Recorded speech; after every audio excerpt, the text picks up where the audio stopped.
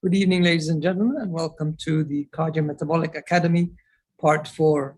This is endorsed by the Emirates Cardiac Society and the Emirates Diabetes and Endocrine Society and supported by Novo Nordisk. This is the fourth and final session of our Cardiometabolic Academy. I hope you've enjoyed the previous series, and I hope you enjoy this series tonight. Tonight we have an action-packed program with numerous speakers. Our first speakers will be Hani Sabbour, who's a consultant cardiologist at Cleveland Clinic, Abu Dhabi, and Muhammad Hassanain, who's a consultant endocrinologist at Dubai Hospital. And they will cover the multidisciplinary approach in cardiovascular risk management in type 2 diabetes patients. I'd like to remind you that this is being live streamed on the YouTube channel, on the Emirates Diabetic Society YouTube channel, and it will be available after this session. Please type in your questions in the Q&A box and mention the speaker's name if it's to a particular speaker. We have a live WhatsApp during the event, and this session is accredited by 2 CME hours by MOHAP. So we have our first 2 speakers, multidisciplinary approach in cardiovascular risk management, Dr. Muhammad Hassanain, who is a consultant endocrinologist at Dubai Hospital and Deputy Director of the Postgraduate Diabetes Education at Cardiff University. And he's also the chair of the DAR International Alliance. And we also have Dr. Hani Sabbour, who is a consultant cardiologist, electrophysiologist at Cleveland Clinic, Abu Dhabi. And he is an expert in numerous things, including cardiometabolic medicine, heart failure, and electrophysiology. Please go ahead, gentlemen. Assalamu alaikum. Good evening, everyone. Thank you, Dr. Waleed, Dr. Wael, for the kind introduction. Hani, it's always a pleasure to be with you. Thank you. So we have, let me start sharing our presentation. We have this joint session, myself and yourself, Hani, on the issue of how can we provide the service, the rationale for the cardiometabolic service, or even as a specialty. And I hope that through our presentation and our discussion, we can express our thoughts and ideas on this.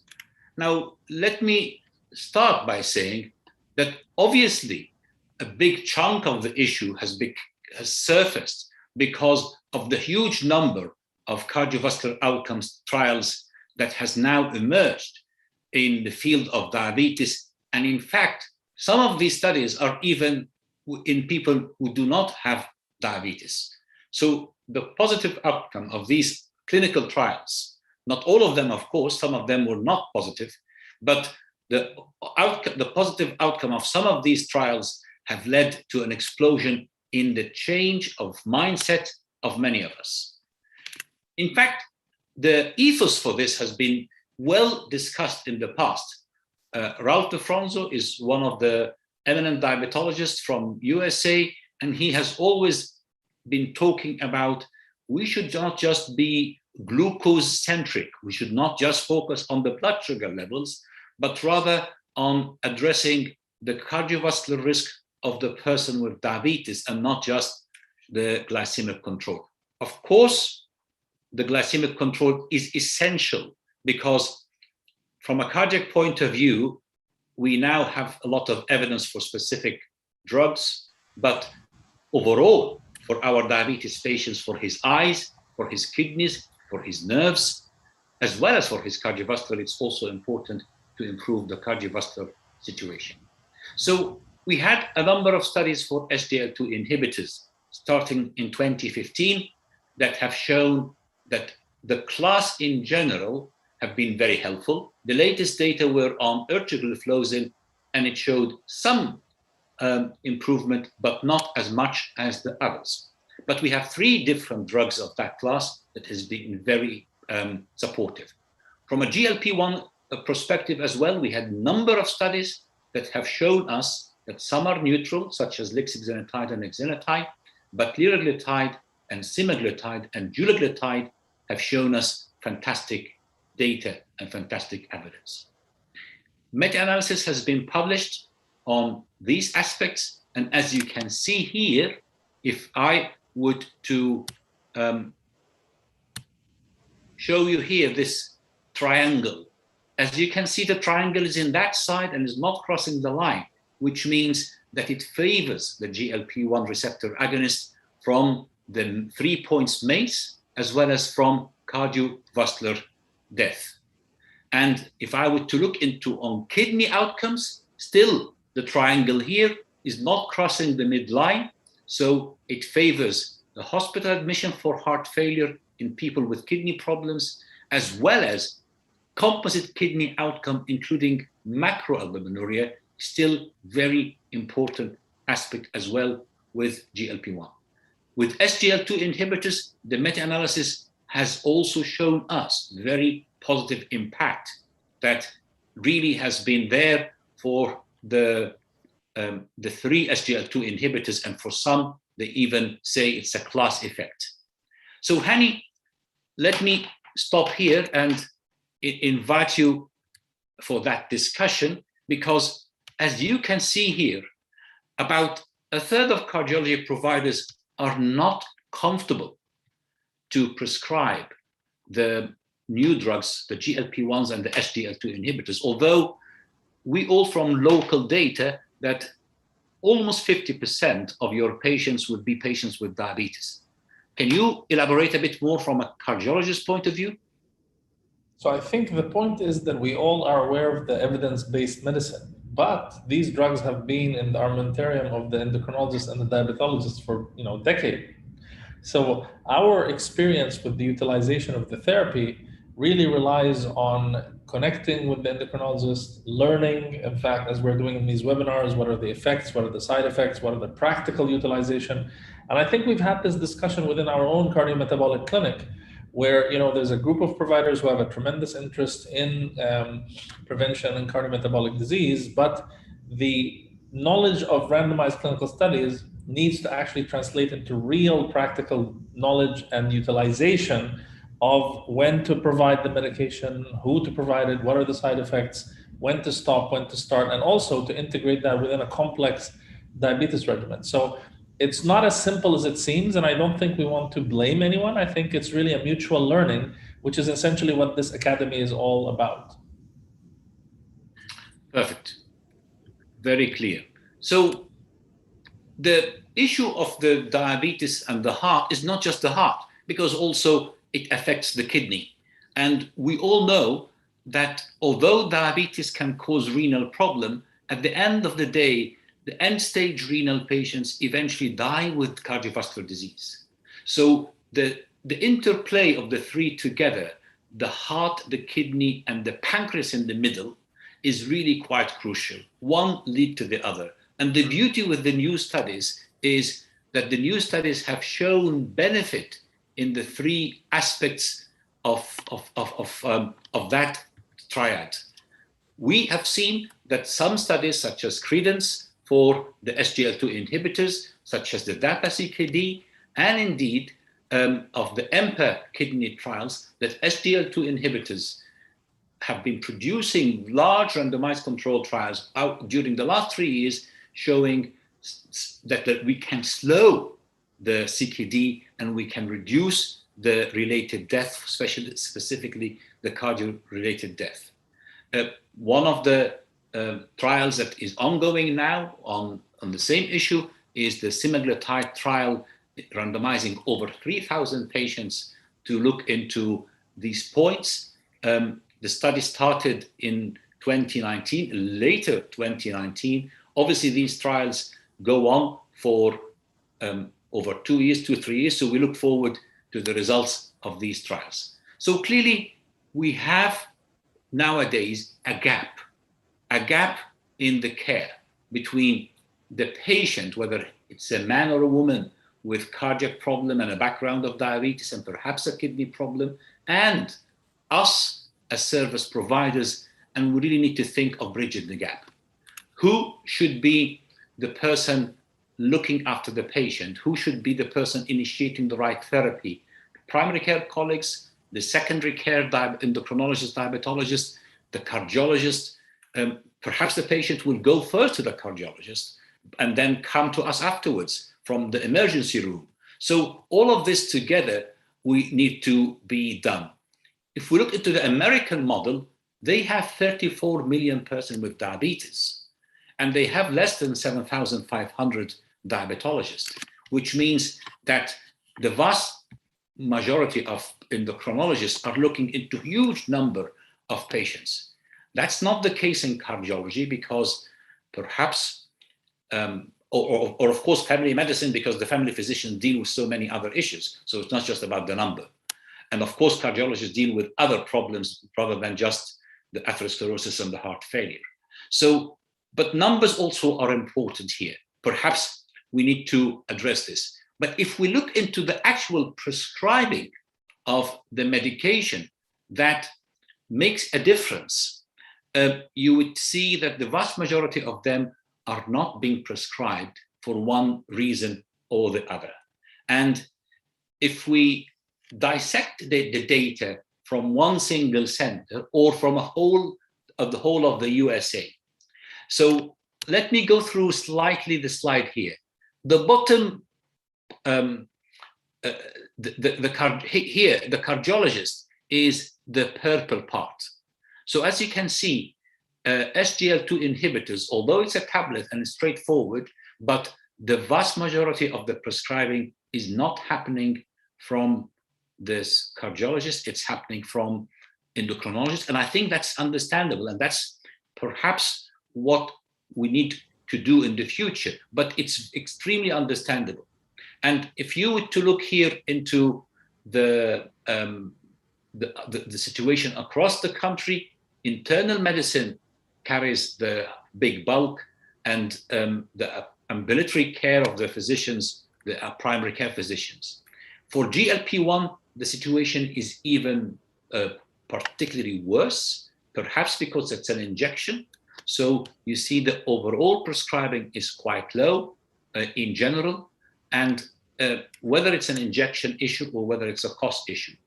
That takes me to the fact that we have, even in Europe, here is European data, patients with cardiovascular disease, 1.4% of them were on SGLT2 inhibitors and 2.4% were on GLP-1 receptor agonists. And in patients without cardiovascular disease, the situation is not better. Obviously, it should be in patients with the problem that it's higher. Is it the fact that this data were collected in 2018 and perhaps, or presented in 2018, so maybe the data was collected the year before, and that was the time of the publication, of the initiation of the surge in the data outcome at the time. So I hope that the current situation is a bit better. Some of the reasons that was mentioned by a group of roughly about just under 100 specialists, when they were asked from cardiology, endocrinology, and primary care, I've highlighted or bolded the important big points. Cost was one. Another one is the confusion of whose responsibilities it is. So it's not my responsibility, or I do not want to interfere with the existing diabetes plan, or I simply don't know enough. And I think this is really hits the nail on the head. And that's why I'm so grateful for the Endocrine Diabetes Society and for the Cardiology Society to come together for this masterclass, because we all need to know a bit more. Gaps in patient care are perhaps part of it related to the polypharmacy from the patient, the cost from us as physicians, the lack of knowledge, the expectation of someone else would do the job, the limited skills, and as well as training, structural inequalities that perhaps one center can have fantastic facilities, another center might not have the same facilities and access to specialist care, and eventually insurance cover, which is really quite important, where some places have full coverage for everything others do not have. I would like to stop here and hand over to you, Hani, because I think that slide is really quite important that we know your vision and what other points as well from your aspect. So thank you for that overview. I think the point that we've all learned now is that we have a lot of things to learn and a lot of things to do in spite of a tremendous amount of evidence-based medicine. So I think what is driving this interest is we have now tools that have outcome benefit. We have literally hundreds of thousands of patients between the SGLT2, the GLP-1 outcome studies that are showing us a tremendous effect on renal outcome, heart failure outcome, mortality outcome, MACE outcome. So really we cannot afford to ignore it. It's really the implementation and the practical application that really jumps into this. And I think what we're trying to do, as you mentioned very nicely, is that the combination of the two societies are trying to address at least the physician factors. You know, the insurance factors, maybe the societies can lobby the government or lobby the insurance to have a slightly different approach because these medications ultimately save lives and reduce utilization. But the knowledge, the findings, the perception, the drug interactions, and skills and training, I think is really what this is all about. So I think the primary principle, as we have discussed many times, is that we have to have an early diagnosis of the presence of diabetes-related cardiovascular complications. This is vital. This is a must. And this early diagnosis doesn't have to occur at the cardiology level, right? This is what we've talked about, the upstream evolution of doing some tests that tell us, not screening in the sense, but actually risk assessment in a systematic way in a high-risk population, leads to personalized cardiovascular risk assessment, leads to appropriate multifactorial risk reduction therapies, which we can all agree upon. That's really one of the important things. Now, the treatment of diabetes has to be including a very careful diagnostic approach. So one of the challenges for diagnosing these asymptomatic or less symptomatic cardiovascular disease is that obesity and metabolic syndrome are associated with sleep apnea, hypertension, AFib, and every single patient has a weight and BMI at every visit. So we really need to think about this if the patient comes to the cardiology clinic or to the endocrinology clinic or the GP clinic, right? We have to address the weight as a primary driver of metabolic syndrome and all of its surrogate diseases. Obese and sedentary patients often will not self-report symptoms. They don't do much, so they're never going to come to the ischemic threshold or the claudication threshold that is going to tell you, oh, I'm having chest pain or I'm having leg pain. Additionally, we recognize that diabetic patients often have neuropathy, gastroparesis, and osteoarthritis, so the cardiac symptoms become atypical and not the specific crushing chest pain or the severe diaphoresis that we learned in medical school. Now, the point now is that there is annual ECG screening, which is a must. And that, just like we have learned from the endocrinology colleagues and clinics that a retinal screening is a must, and renal screening is a must, I think an ECG is explicitly required annually in all diabetic patients. It's also very important for people who are the primary physicians for diabetes, whether they're the internal medicine, the GP, or the cardiologist, to look at the risk enhancers in diabetes on a regular basis. And we sort of talked about them in the past. These are the risk enhancers. Any target organ damage has to be considered as a high cardiovascular risk with probable cardiac involvement. So a patient with diabetes and nephropathy, a patient with albuminuria, retinopathy, neuropathy, and LVH are markers of heart failure, which is usually HFpEF with diastolic dysfunction, or coronary artery disease, or even worse, having both. So these indirect markers, which are comfortable and within the normal routine workflow in the diabetes clinic, really are now markers of cardiovascular disease. Ankle brachial index, as we talked about in session 1, is a biomarker of ASCVD and should be linked to the annual podiatry foot exam in practically every patient. Most diabetic patients have atypical or no classical claudication symptoms, but may have an abnormal ABI. One thing that we should never forget, that erectile dysfunction is a marker of ASCVD, and rather than just sending to the urologist or treating with sildenafil, we should consider now a more advanced risk assessment for cardiovascular coronary disease in particular. And coronary calcium score is a very effective risk assessment tool in the metabolic patient and the diabetes patient, and should be used on a very liberal basis because it's a low-cost, highly effective tool that stratifies patients from low risk to high risk in a single stroke. From a cardiology perspective, we should always remember that all diabetes is either high risk or very high risk. There really isn't anything in between. And one of the questions that we need to ask together, whether I'm a cardiologist or an endocrinologist or an internist, is direct questions on effort intolerance. So chest pain is much less likely in the outpatient setting. So we ask a patient a directed question, just like we ask them about their fasting sugar, just like we ask them about compliance with medication, a routine question. Can you go up one flight of stairs? If not, and practically everybody, even a deconditioned patient, should be able to go up one flight of stairs. And if they cannot, heart failure, especially preserved ejection fraction, is strongly suspected. The second point is looking for edema. Again, if there is edema, and this is going to be fairly obvious, HFpEF is again strongly suspected, and the ejection fraction may be normal, but the patient still has diabetic heart failure. An ECG, any abnormality on the ECG, and this is important for cardiologists. If you refer me a patient from the diabetes clinic with an abnormal ECG, I should view that with a preponderance of fear that this is a marker of subclinical heart disease. And at that point, according to the ESC guidelines, an NT-proBNP and referral for cardiac evaluation is important. The cardiac evaluation will then selectively either do an echo, do an ischemia evaluation, or both if appropriate. And finally, I think between all of us, we have a mutual agreement to maximize and intensify all the prevention therapies that are available and evidence-based with a view to risk reduction based on the evidence. Now, this does come down, as you very nicely pointed out, to specific expertise and skill sets. So what we have to do now, instead of living in two separate boxes, is to open the room together and leverage the different skills and training for optimal combined practice. So looking at what the endocrinologists and the diabetologists have been doing for decades and what they have really revolutionized in terms of the treatment. So they obviously, endocrinologists, diabetologists have specific training and vast experience in managing glucose control, monitoring and preventing complications of diabetes. The diabetologist has a long-standing focus on preventing medicine.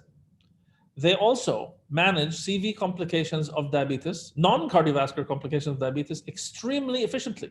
Retinal screening, renal screening, diabetic foot. And also in the acute setting in the hospital, we take full advantage of our diabetology colleagues for managing diabetes, diabetic ketoacidosis, hyperosmolar crisis, and hypoglycemia. In addition, we shall never forget that these medications are firstly, the diabetes medications. So they have a vast experience with the diabetes therapy class, which is combinations of insulin, oral, as well as novel agents, plus their side effects and interactions. Plus, we also have learned a lot from our diabetes nurse educators because there's a close and integrated collaboration with the dietitian and the nurse educator for diabetes, behavioral support, counseling, hypoglycemia, and injections. There's a vast experience also with diabetes technologies and the national diabetes databases and looking at outcomes and teasing out how we can improve that. Structured follow-up plans are part of the diabetes work plan. And that's Q3 month testing plus the annual reviews that you do so well. And of course, we have diabetes in Ramadan, which of course, without mentioning, Professor Hassanein is the world leader in that, and diabetes in pregnancy. These are special groups of patients where specific focused diabetes clinics have had a tremendous impact on outcome. Also, never to forget that the diabetes center pharmacists have specific experience with injectable therapies. The cardiologist brings some things to the table as well, particularly a high level of expertise in ECG interpretation. Now, while practically everybody has the ability to interpret an ECG if it's grossly abnormal, subtle findings, ischemic findings, arrhythmias, and other things that are not entirely obvious are part of the ECG interpretation. And we frequently will field phone calls or quick questions from our colleagues. Take a look at this ECG, it doesn't look right, what do you think? Now, the interpretation of biomarkers is very important, as we will show in the cases. Echo interpretation and acquisition, very important within the diabetes clinic. We're not just looking for ejection fraction, we're looking for other things, particularly diastology, stiffness, left atrial size, and a standardized, properly done echo will give you this information. Also, providing, supervising, and suggesting the proper stress test modality for ischemia. exercise, nuclear, PET, MRI, or CT, calcium score, and CT angio and its interpretation. An ankle brachial index is something that we do surely with vascular doctors, but I would strongly suggest that this becomes within the armamentarium of the general diabetes clinic because it's so simple and so effective. Now, cardiologists have had a long focus on atherosclerosis and ASCVD therapies, particularly statin and lipid-lowering combinations, including PCSK9, risk stratification using formal tools, and the need for invasive tests. Of course, our major skill set is in acute cardiac care in the cath lab, CCU, and ICU, acute and elective revascularization, and of course, antiplatelet and antithrombotic therapy is something that cardiologists manage very efficiently and have a deep knowledge of the updates and the guidelines. Plus, the cardiologist can help a lot in managing non-ASCVD cardiac disorders that are common in diabetes, such as AFib, which is the use of anticoagulation, and which one, rate and rhythm, and of course, congestive heart failure when it becomes more than the preventive aspects. In addition, I think both of us will have the opportunity to use referrals liberally to other specialties. So of course, nephrology, and I think we always call this cardiorenal metabolic clinics, because nephrology is very important if the patient has unusual forms of CKD. So not all CKD is diabetic nephropathy. Non-albuminuric nephropathies, patients with paraproteinemias, patients with hypertensive renal disease, patients with hematuria, that's clearly outside the scope of practice of cardiology and diabetology. Also the need for advanced therapies such as end-stage renal disease, renal replacement, and the use of erythropoietin analogs. Sleep medicine is very important. Fully 40% of our patients will have some form of sleep disordered breathing. Vascular surgery, especially if the ankle brachial index is very abnormal or there's foot ulcers. Podiatry, of course, which is a diabetic foot and ulcer management.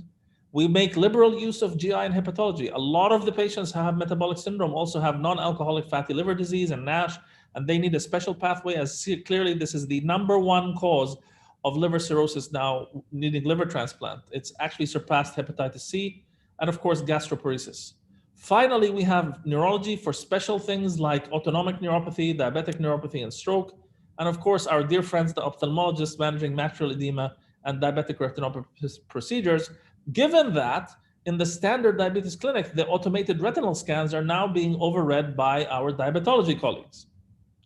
So how can we narrow the gap in care? Now, a US model, typically, as Dr. Hassanein mentioned, the cardiologists outnumber the endocrinologists and nephrologists about 4-fold. And type 2 diabetics were 3 times more likely to see a cardiologist because of their cardiac condition, who also have diabetes, than an endocrinologist. 5 times more likely to see a cardiologist because of the late presentation and the complications. And the distribution of the cardiologists over the country, in the US, favors the involvement in diabetes care.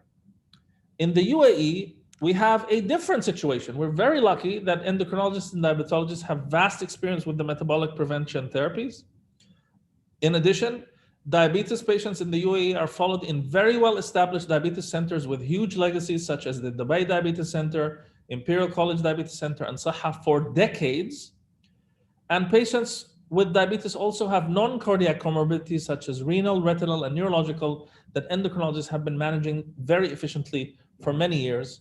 And in addition, there's something we didn't talk about, is the type 1 diabetics, as well as the type 2, as the pediatric diabetes, that are managed in structured diabetes centers with outcome databases, and the type 1 children are now transitioned to the adult diabetes clinic very efficiently as well.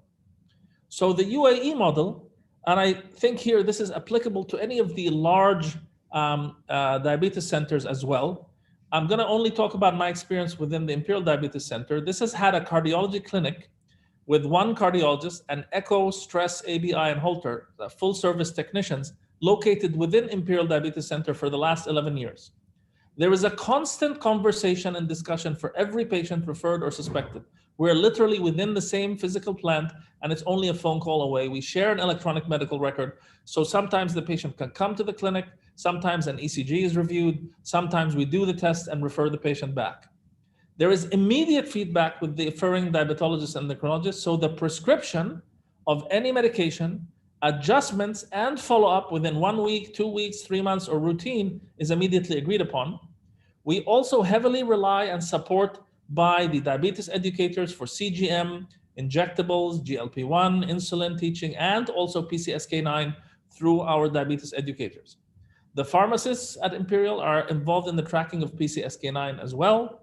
The annual ECG screening has been in place since 2018, and in fact, an audit was done and another re-audit is being in process right now. And a wide-scale annual ABI program is now being rolled out because it's now going to be done by nursing in the nursing assessment pool for better risk stratification of this disease. And Dr. Hassanein, I'd really like to invite you to share with me your opinion on this structured training program.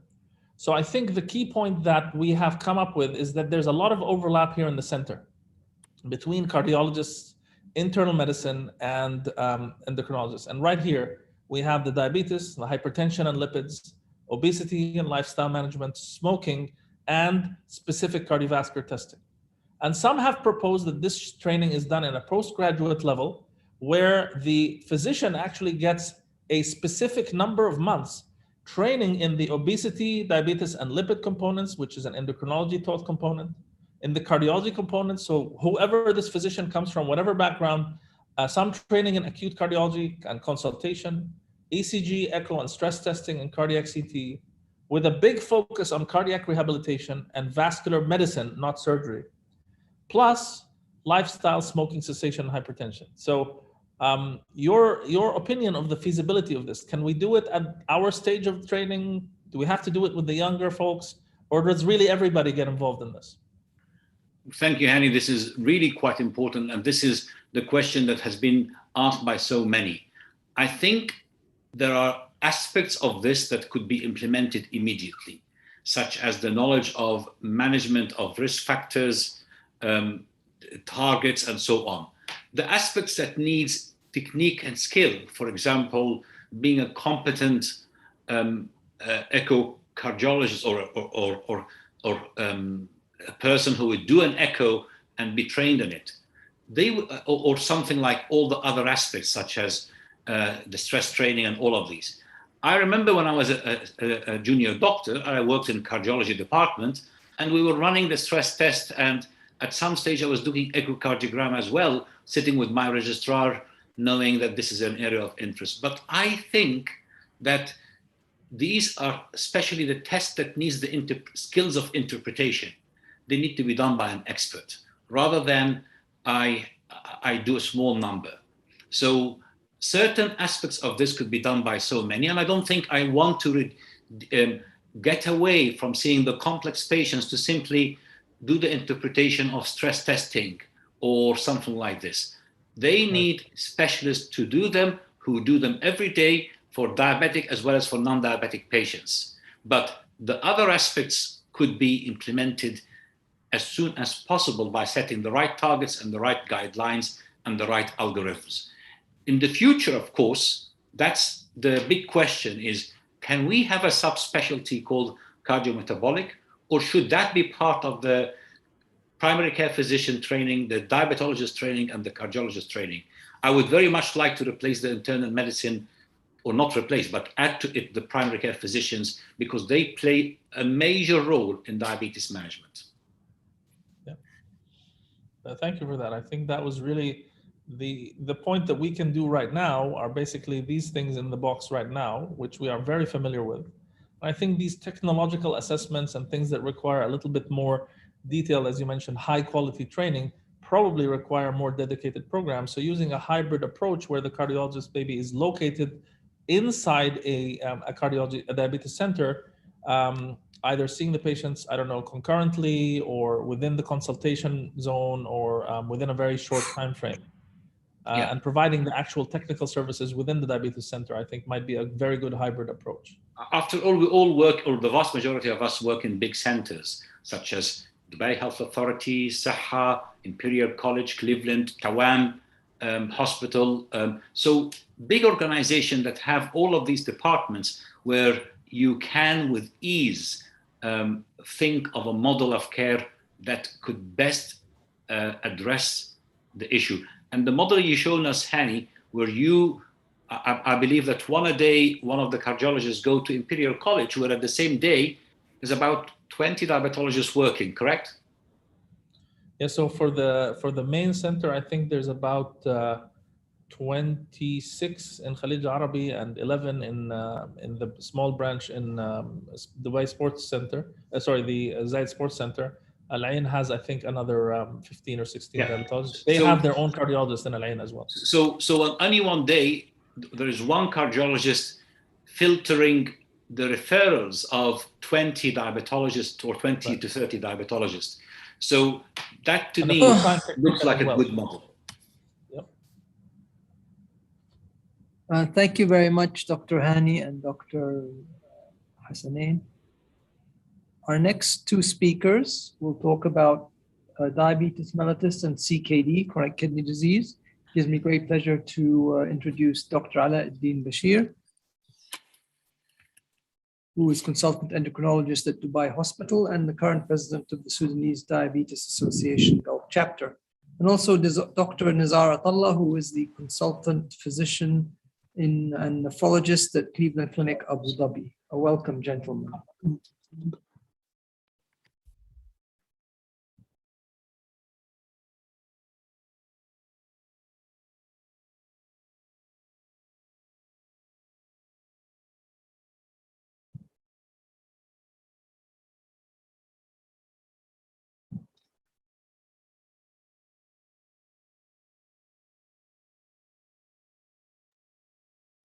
Good evening, everybody. I would like to thank the organizers for inviting me to participate in this nice event.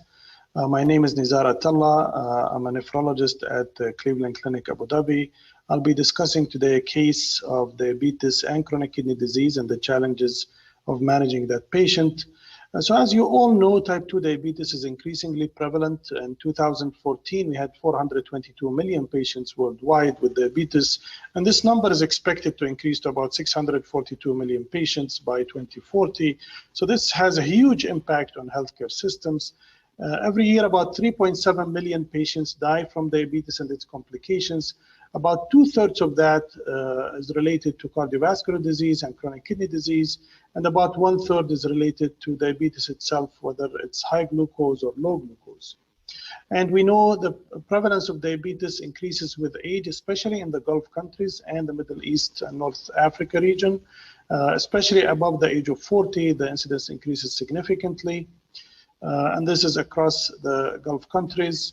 And we care a lot about the diabetes management because of its complications, whether we talk about macrovascular complications like stroke and ischemic heart disease, or microvascular complications including neuropathy, nephropathy, and retinopathy.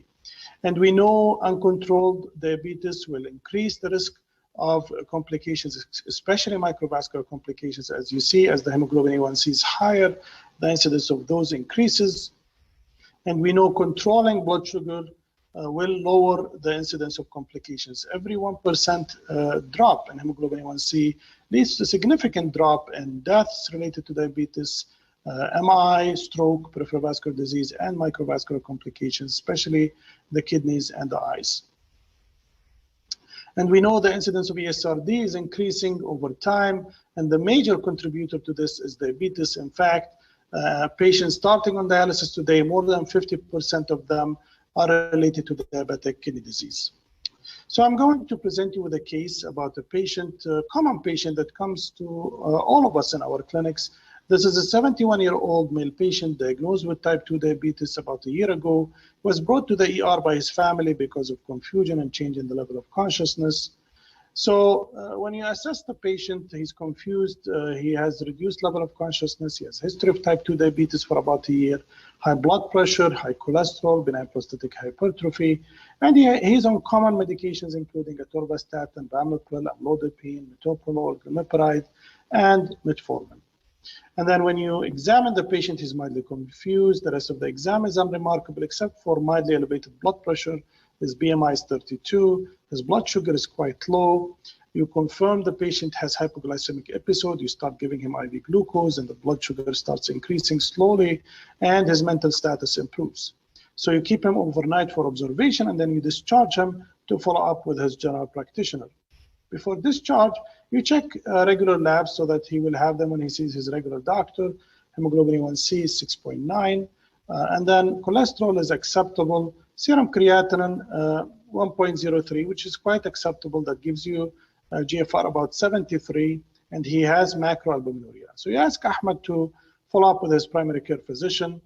So if you were his general practitioner, what would you do? Reduce the dose of glimepiride, switch him to an alternative glucose-lowering medication, encourage weight loss and diet and exercise, and then intensify his antihypertensive therapy, or add an additional lipid-lowering agent.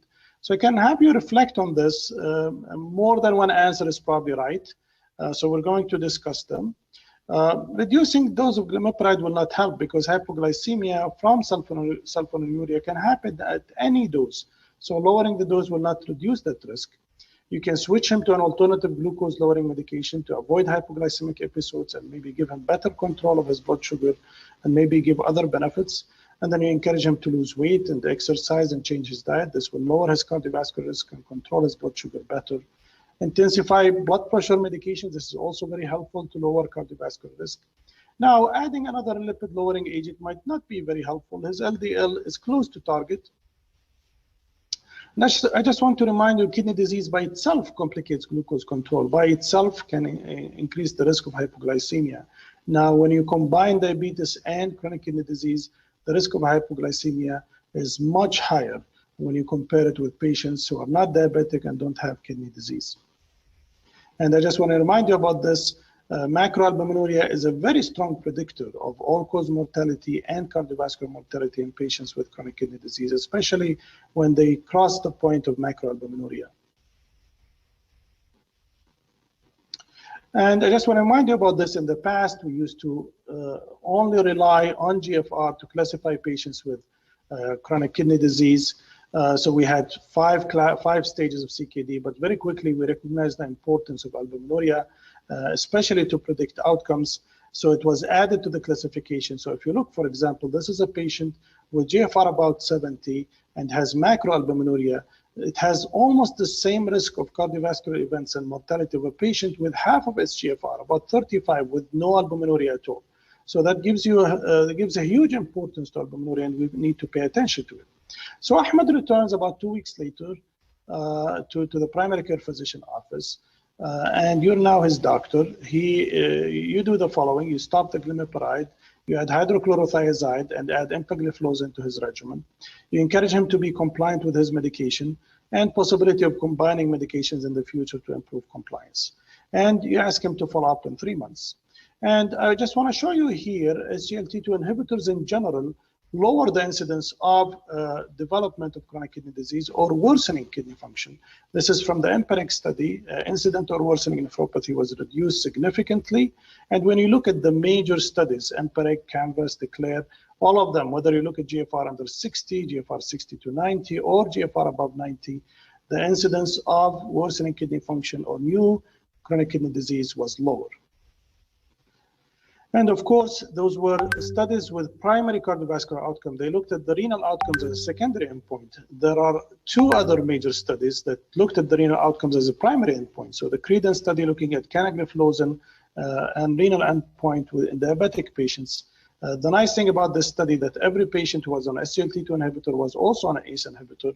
So it lowered the glomerular pressure by using that combination. And clearly, the primary outcome, which was renal outcome, combination of doubling creatinine, needing dialysis, or death related to kidney disease was much better with using canagliflozin versus placebo. And when we look at the renal specific composite outcome, it was also significantly better. DAPA-CKD is another major kidney renal outcome study in SCLT2 inhibitors, and it included patients even with lower GFR, with more albuminuria, and it was looking also specifically at renal outcomes as primary outcome. And clearly, when you look at the primary composite outcome, or you look at renal specific composite outcome, death from any cause, or composite of death from cardiovascular causes or hospitalization for heart failure, clearly across the board, dapagliflozin was better than placebo. So that proves the benefit of this class of medication in patients with diabetic kidney disease. So that's why empagliflozin was added. The patient comes back about 3 months later. He has some side effects he's concerned about. He also has some mild dysuria. He has increased frequency at night. Medical history is the same. We know he had hypoglycemic episode in the past. The medications, as you prescribe them, Of course, hydrochlorothiazide and empagliflozin were added before. And you examine him, he's overweight, but he lost 1 kilogram since the last visit. His BMI is a little bit lower, blood pressure is a little bit better also. He has dysuria and increased frequency, hypoglycemic episode resolved completely. As you see, his cholesterol is almost the same, his hemoglobin A1C is a little bit better, and then his albuminuria is better, but you notice that his creatinine is a little bit higher and GFR dropped from 2 to about 63. So I just want to remind you that SGLT2 inhibitor use helps to lower weight, and on average about 2 kilogram loss with using SGLT2 inhibitor. And then when you look at the weight that's lost, it's mostly fat, much more than lean mass. And when you look at the type of fat that's lost, it's mostly visceral adipose tissue, which is a major predictor of worse outcomes. So losing this kind of adipose tissue will help lower mortality and cardiovascular events in the future, which is very important. So what's your assessment of his kidney function, and what would you do? Kidney function looks normal given his age. Continue to monitor kidney function more than twice a year. Some evidence of kidney function decline, continue to monitor and follow up. Kidney function is declined as expected, and existing type 2 diabetes, you have to refer him to a nephrologist. So when we discuss this, his kidney function is not normal, definitely, and it actually is lower over the last 3 months. There is evidence of kidney function decline. This could be from type 2 diabetes, this could be from other things. You have to consider referral to a nephrologist at this point. And I just want to remind you about this. When you see this drop in GFR, you don't necessarily blame it only on SGLT2 inhibitor and just stop the medication. You have to remember those patients have glomerular hypertension from diabetic kidney disease. So adding an SGLT2 inhibitor, especially in addition to an ACE inhibitor, will lower that glomerular pressure. On the long run, it's better for the kidney. Initially, you might see about 20–25% drop in GFR, but that should not alarm you or make you stop the medication. We see this quite a bit in all the studies, whether you look at empagliflozin, canagliflozin, dapagliflozin, you see this initial drop and you see stabilization of the kidney function. So you just need to monitor this and repeat the kidney function again in about 2 to 4 weeks to make sure that it's stable. So you sent the urine analysis and urine culture, and that came back suggestive of an infection. You treat the infection with ciprofloxacin. So what do you do next? Reassure the patient, continue the same medications and monitor, or stop empagliflozin since he has a urinary tract infection, refer to a nephrologist and infectious disease doctor to consider other therapies. I would just reassure the patient at this point. Having one episode of urinary tract infection that's not complicated does not make me stop an SGLT2 inhibitor. Stopping it is not the right way to do things. It has a major impact on outcomes and major benefits for the patient. So we would not rush on stopping the medication just from one simple UTI. In fact, when you look at the incidence of urinary tract infection, in females for sure, the incidence is a little bit higher with SGLT2 inhibitor. In males, in general, it's almost the same. So in general, urinary tract infection with SGLT2 inhibitor, mostly it's one event throughout the studies. More common in women, it's usually mild to moderate. Most of the time, it does not lead to stopping the medication. Now, if the patient develops sepsis, or it's a very complicated UTI, or it becomes recurrent, then this might be a reason to stop the medication. But I would not jump on stopping it just from one infection. So what's the recommendation for his management? Increase the dose of ramipril, stop hydrochlorothiazide, add an ARB, repeat kidney function tests, or add another glucose-lowering agent. Of course, increasing the dose of ramipril will not give you anything extra. He's on maximum dose of ramipril, at least according to the studies. Stopping hydrochlorothiazide at this point might not be needed. The change in GFR is just small, and his volume status was acceptable. Adding an ARB to an ACE in multiple studies, especially the on-target study, did not show any benefit. In fact, you have higher incidence of hyperkalemia. Repeat kidney function, for sure, you need to monitor it, especially with this initial drop. And then adding another glucose-lowering agent might not be needed, especially that his hemoglobin A1C is close to being controlled. DPP-4 inhibitors will not help you that much. Now, you might want to consider adding a GLP-1 agonist to control diabetes better and help with albuminuria. In fact, DPP-4 inhibitors, major studies looked at post-hoc renal analysis, whether we look at creatinine doubling, needing dialysis, or albuminuria. The major studies looking at saxagliptin, alogliptin, sitagliptin did not show any difference. Now, when you look at Marlena study, which looked at linagliptin, small study, 24 weeks, only about 350 patients, there was a trend of better albuminuria control. So people got excited, but then Carmelina study was done, and it included about 7,000 patients. The follow-up was about 3.5 years, and you see there was no difference in terms of albuminuria or improvement of the kidney function. So DPP-4 inhibitors are neutral in terms of their kidney outcomes. Now, when you look at GLP-1 agonist, when they don't change the kidney function of the GFR that much, but they help control microalbuminuria, and they prevent development of new albuminuria. Whether you look at LEADER study, SUSTAIN-6 study, or REWIND study. In fact, because of this observation, the FLOW study is ongoing, looking at semaglutide versus placebo, looking at solid renal outcomes, renal death, cardiovascular death, or doubling in creatinine needing dialysis. So we'll see when this study is done in August 2024 if it will show improvement in renal outcomes. In fact, the study just got published about a new GLP-1 agonist, F-glinatide. Basically, it looked at renal composite outcomes and cardiovascular composite outcome over 2 years. There was significant improvement in those outcomes. Now, this is one study. It might need to be replicated, but it was a significant study. About 4,000 patients were included in this study. It just got published in the New England Journal of Medicine. So at his follow-up, the patient missed another follow-up appointment. He came back in about 6 months. He wants renewal of his prescriptions. His medications are the same. His past history is the same. And then when you examine him, his BMI is a little bit better. He had some weight loss, but his blood pressure is not well controlled. He did not have any further episodes of hypoglycemia, no further urinary tract infection. His cholesterol, LDL, is a little bit higher now. Serum creatinine is also a little bit higher. GFR is 57, but albuminuria is significantly better. So what do you do at this point? Replace hydrochlorothiazide with a loop diuretic, refer him for a retinal exam, switch an ACE to an ARB, consult a foot care doctor, increase the dose of ramipril, add ezetimibe, or continue to prescribe empagliflozin to preserve his kidney function. Of course, you can replace hydrochlorothiazide to a loop diuretic to help control the blood pressure better, but you have to be very careful with the volume assessment at this point. It will help also improve albuminuria when you control the blood pressure better. He has nephropathy, so you need to evaluate him for other microvascular diseases like foot care and retinopathy. Switching an ACE to an ARB probably will not make a difference. Major studies do not show a real difference.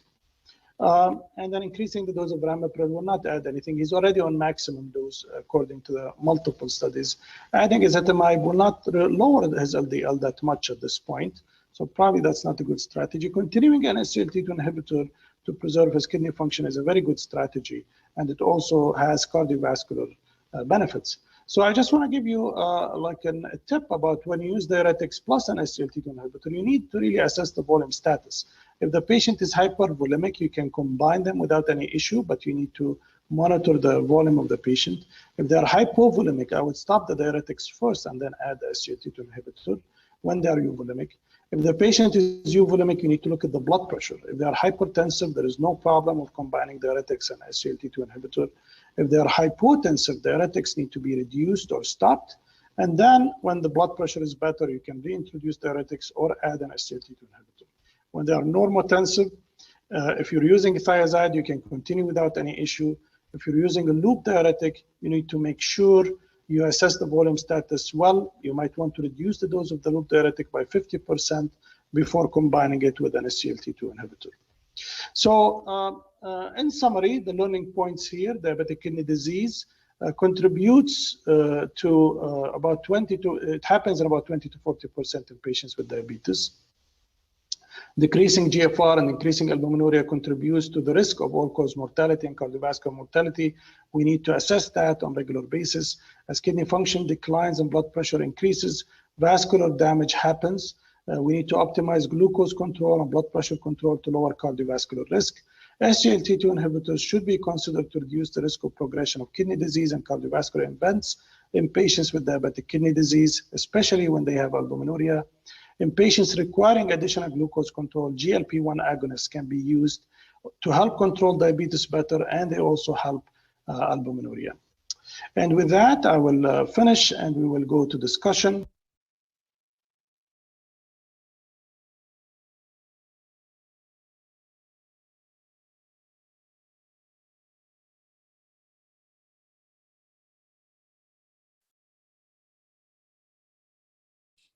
Assalamu alaikum, everyone. I'd like to thank first Dr. Nazar for sharing this complex case with chronic kidney disease.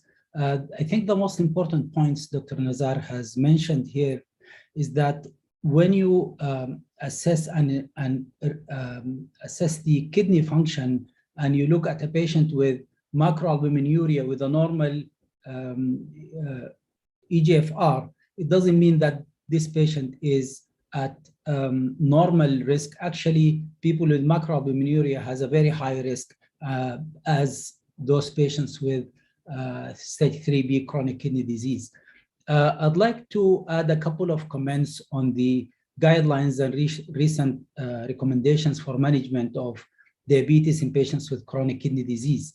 And I'd like to remind you that Dr. Nazar and the recent guidelines actually has commented, or they were developed based on a couple of studies. One of them is DAPA-CKD, which looked at patients with diabetes and without diabetes. And I'd like to remind you around 32% of people who were included in this study were actually non-diabetic patients with chronic kidney disease. And patients were actually started on either a placebo or a dapagliflozin on top of standard management that includes RAS inhibitors, AC inhibitors, or angiotensin receptor blockers.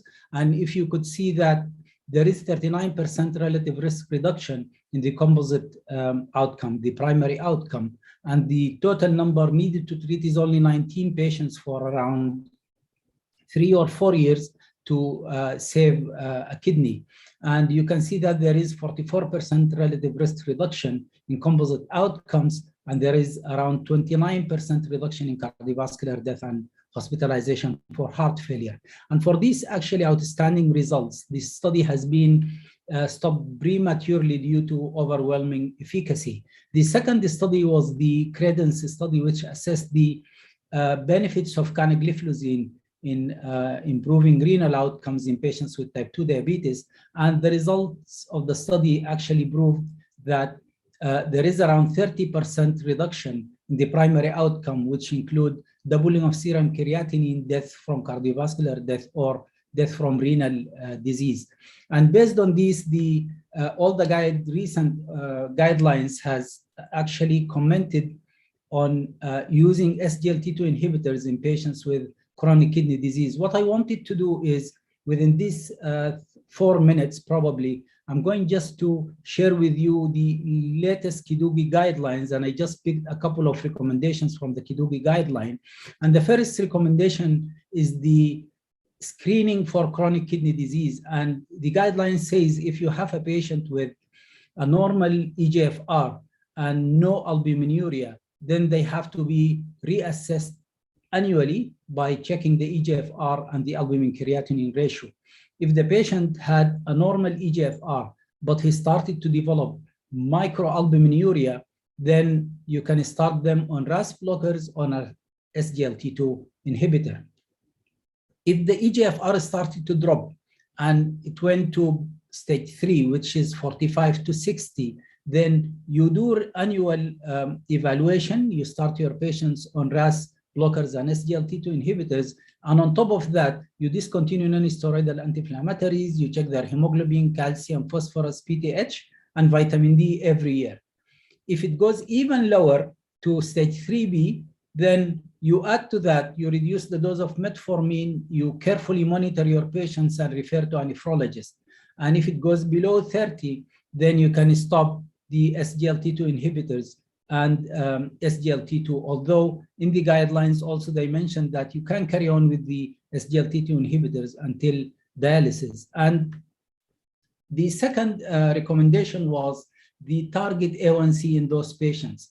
Actually, the guidelines looked at sort of individualized A1C that ranged between 6.5 to less than 8. And that's based on specific criteria. One of them is the stage of chronic kidney disease. If the patient is stage 1 or grade 1 EGFR more than 60 or more than 60, then those patients you can go for a tight hemoglobin A1C, which is less than 6.5. And if they go to stage or grade 5 CKD, grade 5, you can target less than 8.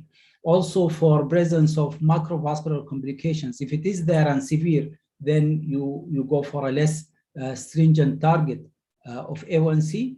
If they have less comorbidities, you have to go for a less tight target. And then you look for their life expectancy and hypoglycemia awareness. And it's important to look as well for the resources of hypoglycemia management. So it's basically on the comorbidities, the severity of chronic kidney disease. The third recommendation is the use of A1C and the self-monitoring of blood glucose. So as the disease advances, then A1C probably will not be very reliable because of the low hemoglobin, the use of erythropoietin stimulators. And in those patients, it's likely more useful to use the self-monitoring of blood glucose. While if your patient has mild to moderate chronic kidney disease, you can rely on hemoglobin A1C. And when we come to the comprehensive management of patients with diabetes and chronic kidney disease, all patients actually with chronic kidney disease and diabetes should target a good glycemic control, blood pressure should be controlled, as well as lipid management. We should advise all patients to stop smoking and do regular exercise. And for most of the patients, we need to start them on RAS blockers and SCLT2 inhibitors. And for a small group of them, we should go for antiplatelet therapy. And when we talk about the RAS blockers, actually, it should be initiated in all patients with diabetes, hypertension, and albuminuria. And this has to be titrated regularly.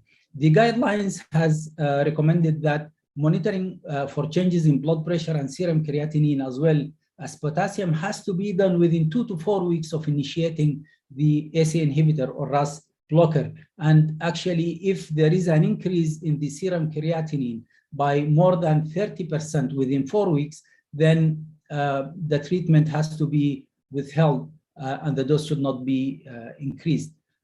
If they have advised as well against contraception if patients has been started on ACE or ARBs. Now, if we started an ACE inhibitor, we need to monitor the serum creatinine and potassium within 2 to 4 weeks. And if the patient continued to have normokalemia and there is no increase in creatinine, then we up-titrate the dose to go to the maximally tolerated dose. But if they developed hyperkalemia, then we need to review the concurrent medications that can cause hyperkalemia, and we need to consider other medications like diuretics and sodium bicarb, as well as exchangers.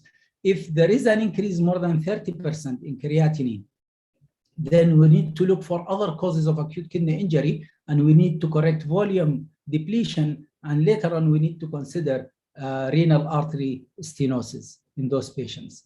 Now, when we come to the management of diabetes or glycemia, then lifestyle therapy with physical activity, nutrition, and weight loss, and we need to start metformin in those patients, plus SGLT2 inhibitors. Now, guidelines actually differ whether to start metformin, then followed by SGLT2 inhibitors, or to start them simultaneously. Then the next step is to use a GLP agonist. And as Dr. Hassanein nicely mentioned, that there is a very good evidence for GLP-1 receptors in protection of the kidney and in renal outcomes. And then that could be followed by any of the medications. When we start metformin, we need to look at certain points. We look at the EGFR. If the EGFR is less than 30, then we either stop it or we don't initiate metformin. If the EGFR is between 30 to 44, then we initiate metformin at half dose, and we titrate it to half of the maximum recommended dose.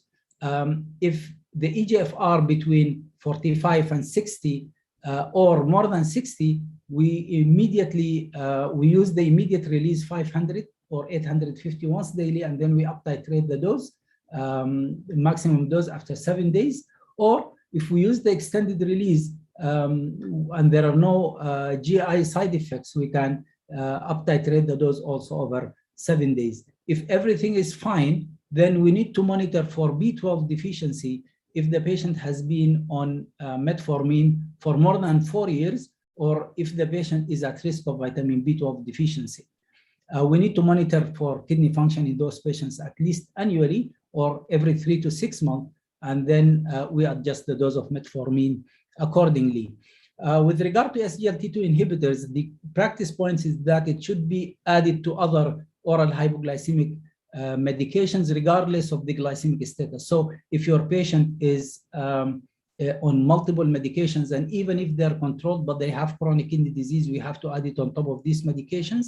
And we have to choose the documented, the SGLT2 with documented kidney or cardiovascular benefit. And if there is usually a reversible decrease in eGFR when we start the SGLT2 inhibitors, and we should carry on with the SGLT2 inhibitors until the patient starts dialysis. So just in summary of what I just said, if we look at the KDIGO guidelines in 2020, they said that we should start SGLT2 inhibitors plus metformin in patients with type 2 diabetes. And if the eGFR is, as long as the eGFR is more than 30, we start metformin and we stop it if the patient eGFR is less than 30, and SGLT2 inhibitor. If the eGFR is less than 30, we don't initiate it and we discontinue if the patient goes for dialysis. While the latest ADA guidelines actually recommended using the SGLT2 inhibitors in patients with chronic kidney disease. If the patient had diabetic kidney disease and albuminuria, then we go straight for an SGLT2 inhibitors. If he has other form of diabetic kidney disease, then there is a choice between a GLP-1 and SGLT2 inhibitors. Another guideline, which is the European, the Primary Care Society of Europe, actually they have suggested starting a combination of metformin and SGLT2 inhibitors from the start, and then you can add on GLP-1. So this is just a quick review of the guidelines, and with that I will end my presentation. Just a summary of what we have said, myself and Dr. Nizar, that diabetic nephropathy is very common, and there is usually with diabetes, with diabetic nephropathy, an issue with glycemic control. We have to screen regularly for diabetic kidney disease, and we have to monitor for diabetic kidney disease in every diabetic patients. The presence of CKD determines consideration of specific anti-hyperglycemic medications. And we have to use RAS blockers and SGLT2 inhibitors in those patients. Metformin should be used cautiously until an eGFR of less than 30, then we need to stop it. And with that, I will finish my presentation. Thank you very much. Thank you very much, Dr. Ala. Our next case by Dr. Hani and Dr. Muhammad will be about type 2 diabetes and coronary artery disease. Please go ahead.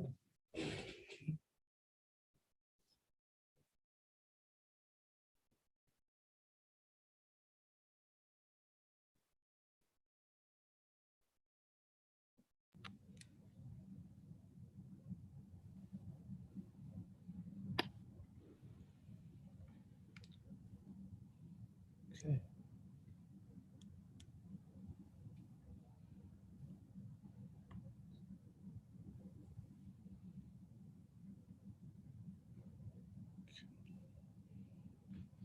You're okay, Hani, to start? Yeah, so give me a second. I'm going to pull up the slide.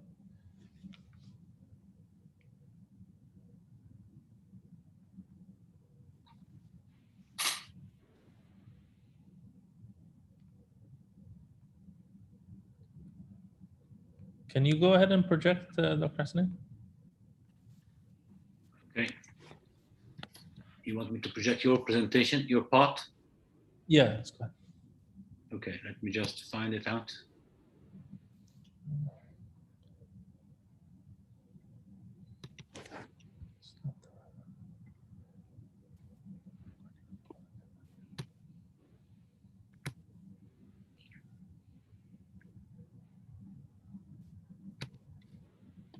Okay. All right. Happy to Yeah. So this is stay next. Thank you, sir. So this is actually a complicated case, a real world case that happened to come into the clinic late in the afternoon on a Thursday. So this is a patient with coronary artery disease, complicated diabetes, and other symptoms. So 63-year-old lady, actually from Al Fujairah, UAE national. She's actually had telemedicine encounters for over a whole year due to the COVID-19 problem. Now, her presenting complaints at the time of the clinic, she comes back after 11 months. Exertional dyspnea with chest pressure, claudication when walking, osteoarthritis and knee pain when walking, marked weight gain over the last several months, not able to walk, no leg swelling, and very high sugars on the CGM. And also she's complaining of hypoglycemia. It's making her very concerned about changing her sugar regimen. So on examination, her blood pressure 145/95, a pulse of 68, SATs 100%. She's heart's 154, weights 103 with a BMI of 41. She also has a reduced dorsalis pedis, it's 1+, and also reduced sensation in the foot. She has no edema. See, this cardiovascular examination, there's a TR murmur, suggestive of some pulmonary hypertension, no gallop, clear chest, and the knee crepitus with osteoarthritis. So can we see the next slide? That's the next slide. So the prior history, over the last 17 years, she's had type 2 diabetes, which she states has been reasonably controlled. She has a confirmed diagnosis of coronary artery disease, peripheral vascular disease, morbid obesity, and sleep apnea, as well as hypertension and bilateral knee osteoarthritis. Her ankle brachial index was 0.9 on the left and 0.8 on the right. She had a PET cardiac CT, which we'll show in the next setting. Her echo is completely normal with an EF of 65%, and her ECG shows sinus rhythm with LVH and left atrial enlargement. So these are the medications that showed up in the clinic when she came to see us.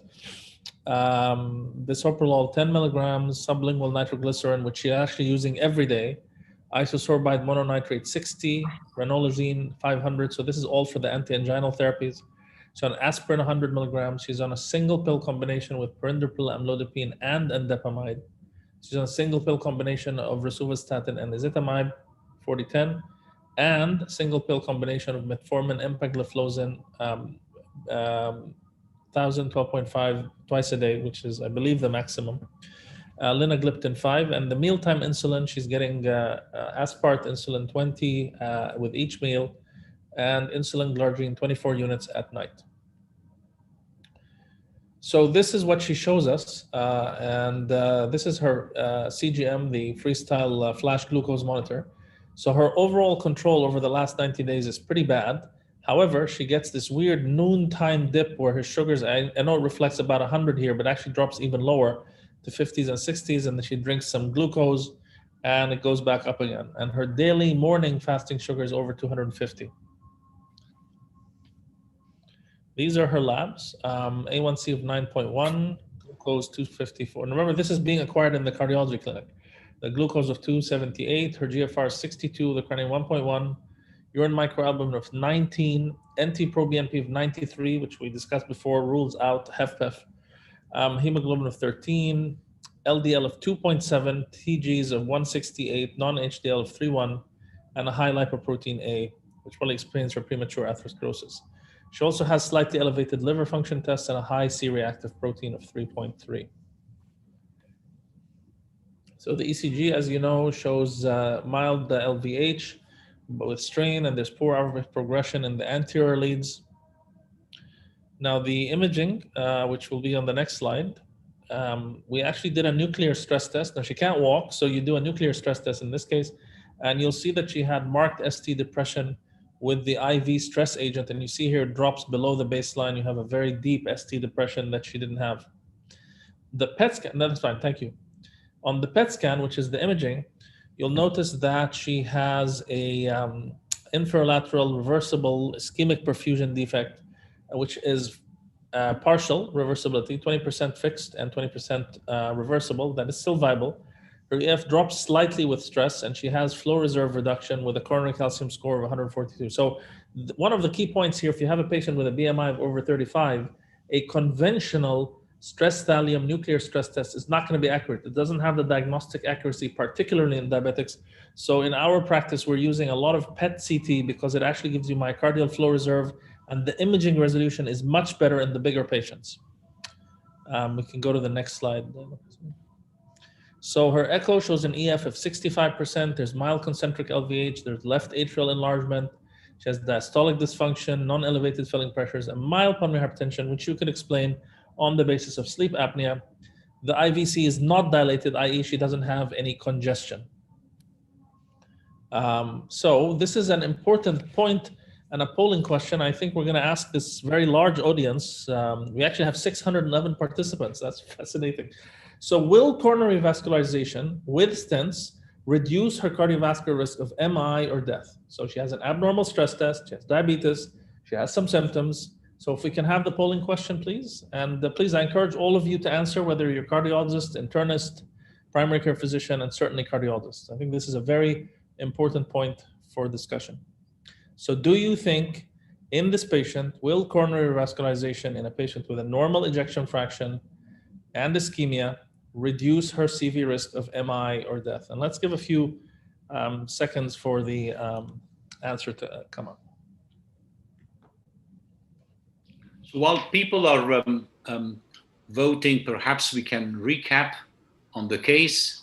A lady in her 60s from Fujairah with long history of type 2 diabetes, plenty of cardiovascular problem, primarily atherosclerotic problem in the coronaries as well as the peripheral arteries. Renal function is EGFR seems to be okay, above 60, no signs of heart failure, and she's on a host of medication with poor glycemic control and with hypoglycemia at noon and hyperglycemia at breakfast. Okay. And of course, she has coronary artery disease with ischemia. So here is the findings. And the vast majority answered that 77% said that coronary vascularization with stents will reduce her cardiovascular risk of MI or death. So let's go to the next slide so we can see the correct answer to that question. And do you believe that a bypass will lower the risk of death and MI compared to PCI or stent? Please go ahead and answer. So now we're comparing bypass to stent. Do you think that a bypass is better than stenting to reduce her risk of death, MI, compared to a stent? I'd be really interested to see the answers here. So Dr. Hassanein, I think this is a patient that we discussed a few times. And of course, she showed up in the clinic and hadn't been to see you as the endocrinologist for a really long period of time. So what did we do? We had to have a phone call, and she was actually showed up at my clinic in Cleveland, not the one at the diabetes center. And so we had to have a quick conversation over the phone and the electronic medical record sharing, clearly not a optimal solution. I think we sent a WhatsApp screenshot of the lab so that we had so we can review it. So really, this is one of these fascinating things. We have a lot of patients who live remotely, and there's a lot of aspects with that. So again, 58% of you thought that a bypass compared to stent was better. However, 42% thought that stents were equal to CABG. So we can go to the next because they're going to find a surprising answer to these two questions. So in fact, very large registries have shown, and this is a registry from Canada, there's about 40,000 patients here. CABG is actually superior to PCI in terms of mortality, MI, and repeat vascularization. And in fact, PCI is not safer. Stenting actually does not protect from stroke, does not protect from late mortality. And in fact, late revascularization favors CABG. 30-day death, there is no difference between CABG and PCI. So if we can go to the next couple of slides, I think the important thing to remember is, guys, PCI is not safer. Combined MACE events over time from 1 year going out to 8 years was lower with bypass, and all-cause mortality was higher with PCI than CABG. So remember now, in the patient with chronic stable angina, the role for PCI is relatively limited, and it's only to relieve symptoms. It is not going to change mortality and morbidity. And that's really important. And as cardiologists, we tell that to the patients all the time. So can we go to the next one? So here's our plan. So she herself has helped us because she's reluctant to have a diagnostic coronary angiogram. She has multi-vessel coronary artery disease, 2 vessels, as you saw from the PET scan, poorly controlled risk factors. She will likely, if she has a cath, she will more likely have multiple stents if 2-vessel disease is confirmed. She also has peripheral artery disease and diffuse atherosclerosis. Her extreme risk category is actually 40% event rate in 10 years. And with a normal ejection fraction and 2-vessel disease, chronic coronary syndrome, not involving the left main or the LAD, PCI will not improve her survival. We can improve her survival based on the courage and ischemia study by optimal multimodal medical therapy. And that's the focus that we have to do. And we have to act upon that right away. So there are some things we can do to reduce that cardiovascular event. We know that additional LDL lowering using a PCSK9 inhibitor, bringing her LDL down by another 65% with a PCSK9 inhibitor was associated with a significant lowering of major cardiovascular event, including CV death, MI, and stroke. And the other intervention, of course, is that you can use anti-inflammatory medications. And we know from the COMPASS study that addition of aspirin to low-dose rivaroxaban reduces CV mortality by 22% and stroke by 42%, but it does increase the risk of major bleeding by 70% as well. So there's additional things we can do in terms of inflammation and thrombosis. The next aspect, of course, is what I as a cardiologist have to do is to optimize all of the risk factors I can deal with. The LDL target's 1.4 or 55. It's clearly not reached. She also has a high lipoprotein A. So your option is to add a PCSK9 inhibitor, such as evolocumab or alirocumab. Alternatively, we now have option of inclisiran, 284 milligrams every 6 months. And also combining the high-intensity statin with ezetimibe and PCSK9 will lower the LDL by 85% to less than 1.4, so getting rid of the lipid risk, and also lowers the Lp(a) by 22% as well. Other things we discussed is the addition of rivaroxaban, 2.5 milligrams. This is going to be reducing the PAD events as well as the MACE events, and the clear biomarker here, she had an abnormal ABI. She also, if you notice, had a high triglyceride, so we add icosapent ethyl, 2,000 milligrams BID, based on the REDUCE-IT study, and here the biomarker is a triglyceride level of over 120 and non-HDL. She's also very overweight and can't do the cardiac rehab, poor response to the dietitian recommendations, and had sleep apnea and is already on BiPAP. So, and then phoned my dear friend, Dr. Hassanain, at 4 o'clock in the afternoon with an urgent question. This woman is not going to go for a stent or a cath. What can we do to improve her risk from a metabolic standpoint?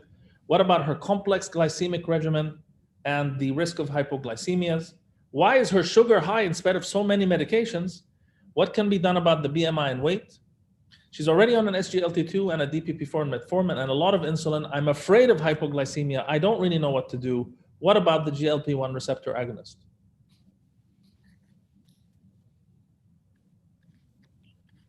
Okay, so that's here where I come. So perhaps until I get my slides ready, if you would to be kind enough, Hani, to summarize the key points for our colleagues, as it's a complex case and perhaps they got lost in all of the interventions. So in fact, this is a true real case, and this is a discussion I had. This is a shared patient. So summary, ischemic heart disease, normal ejection fraction, no real CKD. The patient has hypoglycemia, but has hyperglycemia and poorly controlled diabetes. She is overweight. It's limiting her ability to walk and do cardiac rehab. So we've now talked about other interventions that address the lipids, inflammation, atherosclerosis, but we also have a lot of interventions that we can do within the diabetes cardiology metabolic space in order to attack her cardiovascular risk directly. And this is going to be complicated for a cardiologist who has limited experience with using SGLT2 or GLP-1 or both in a patient who's already on insulin and other medications. Okay, thank you, Hani. I have started by rewriting her medication in disease area cover, and I have highlighted in red her diabetes medication. So to start with, this is a lady with 11 different types of medication. Many of them are a combination therapy. So triple therapy for blood pressure, dual therapy for lipid lowering, dual therapy for diabetes, 2 different pens for diabetes with 4 injections a day. The questions you asked me, Hani, I'll repeat them again here. They focus on a number of aspects. One is the sort of dilemma of, on one hand, she gets hypoglycemia at noon, but her fasting glucose is quite high and her HbA1c is quite high. The second aspect is, how can we possibly reduce her cardiovascular risk and reduce her weight? And whether the GLP-1 could be a factor here to hit more than one aspect. So I think her flash glucose monitoring data are a true evidence of the roller coaster of many patients on multiple insulin injections without enough titration of the insulin or adjustment of the dose in relation to the food intake or the physical activity. In her case, there is very little physical activity. So it's a true roller coaster from high of fasting of 250 to a low at noon time of 50 and 60. And this is happening with an HbA1c of 9.1. Another important point you mentioned, Hani, that she lives in Fujairah and she's been missing her appointments, whether because of COVID or whether because of the distance, it's a factor. From a diabetologist point of view, of course, yourself as an eminent cardiologist, you have kindly covered what you can do, the debate of having a bypass at CABG or not, whether she's happy to go for it or she's scared, whether we go for the second options, all the other aspects of lowering LDL. But from diabetes point of view, I personally have put that, from my long experience, the number one thing we need to do here immediately is stop the hypos, stop or minimize the hypos. We cannot push for more control while we are pushing for more hypos. So the magic is to try to do both at the same time. Now, an added benefit would be to reduce her weight as well. Now, this is a person, I remember my mother, rahmatullah alayha, was very similar to this patient. She would every morning put in her palm the number of tablets that she takes and say to me, look at how many tablets I'm taking on a daily basis, as well as the injections. So, of course, our patients count pills, and the physicians here were very clever to do fixed rate, the fixed combination with the triple antihypertensive, dual diabetes or dual lipid lowering. Nevertheless, she's still on 11 different types of therapy. Some of them are more than once daily. Of course, we need to improve her cardiovascular risk factors, and we need to improve communications with her. So she has the classic problems from a patient point of view and from a doctor point of view, where she gets the hypoglycemia, she's concerned about the weight, she's concerned about the complexity of her treatment. And at the same time, for us, we are not seeing that she's titrating her insulin dose. We probably suspect that she's not adhering to the treatment, and she has multiple morbidity issues, which really are of concern to us. We're concerned this lady, if we don't do anything, she will end up being saying rahmatullah alayha very soon. So the situation that we need to do is the hypoglycemia fear.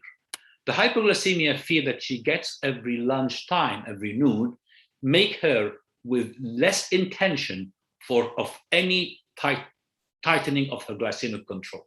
So consequently, you end up with compliance issue. You might miss her injections, you might not take her treatment at all. So what you end up with, hypoglycemia leading to hyperglycemia. And that's a classic that we see very frequently.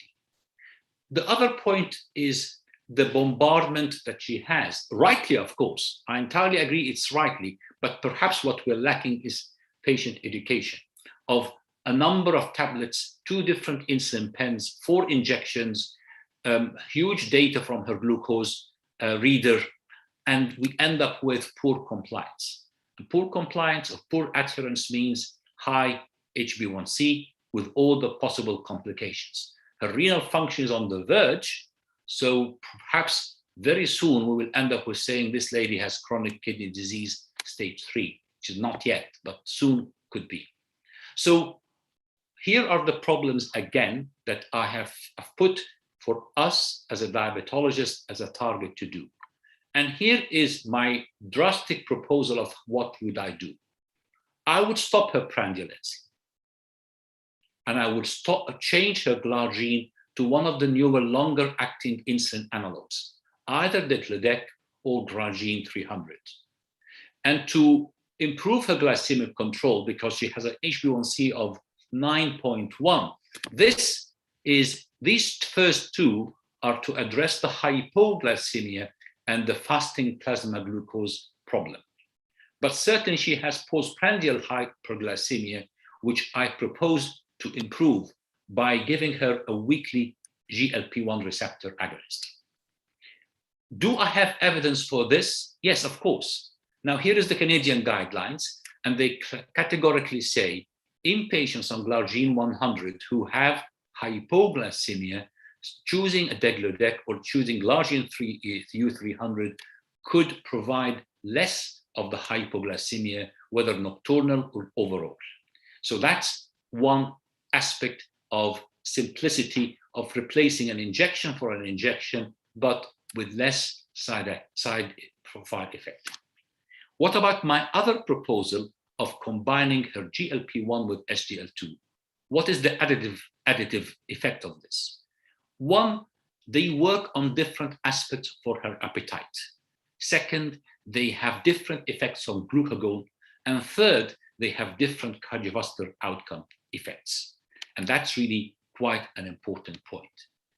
In our Emirates Society guidelines, in such patient who is considered very high risk category because of she already have established atherosclerotic events, we say start with 1 regardless of the HbA1c. If the HbA1c is above target, we say add the second one. Of course, we always select one of the group with evidence of benefit. And we have explained to you earlier, as well as throughout the series of this cardiometabolic masterclass, which drugs have that level of evidence.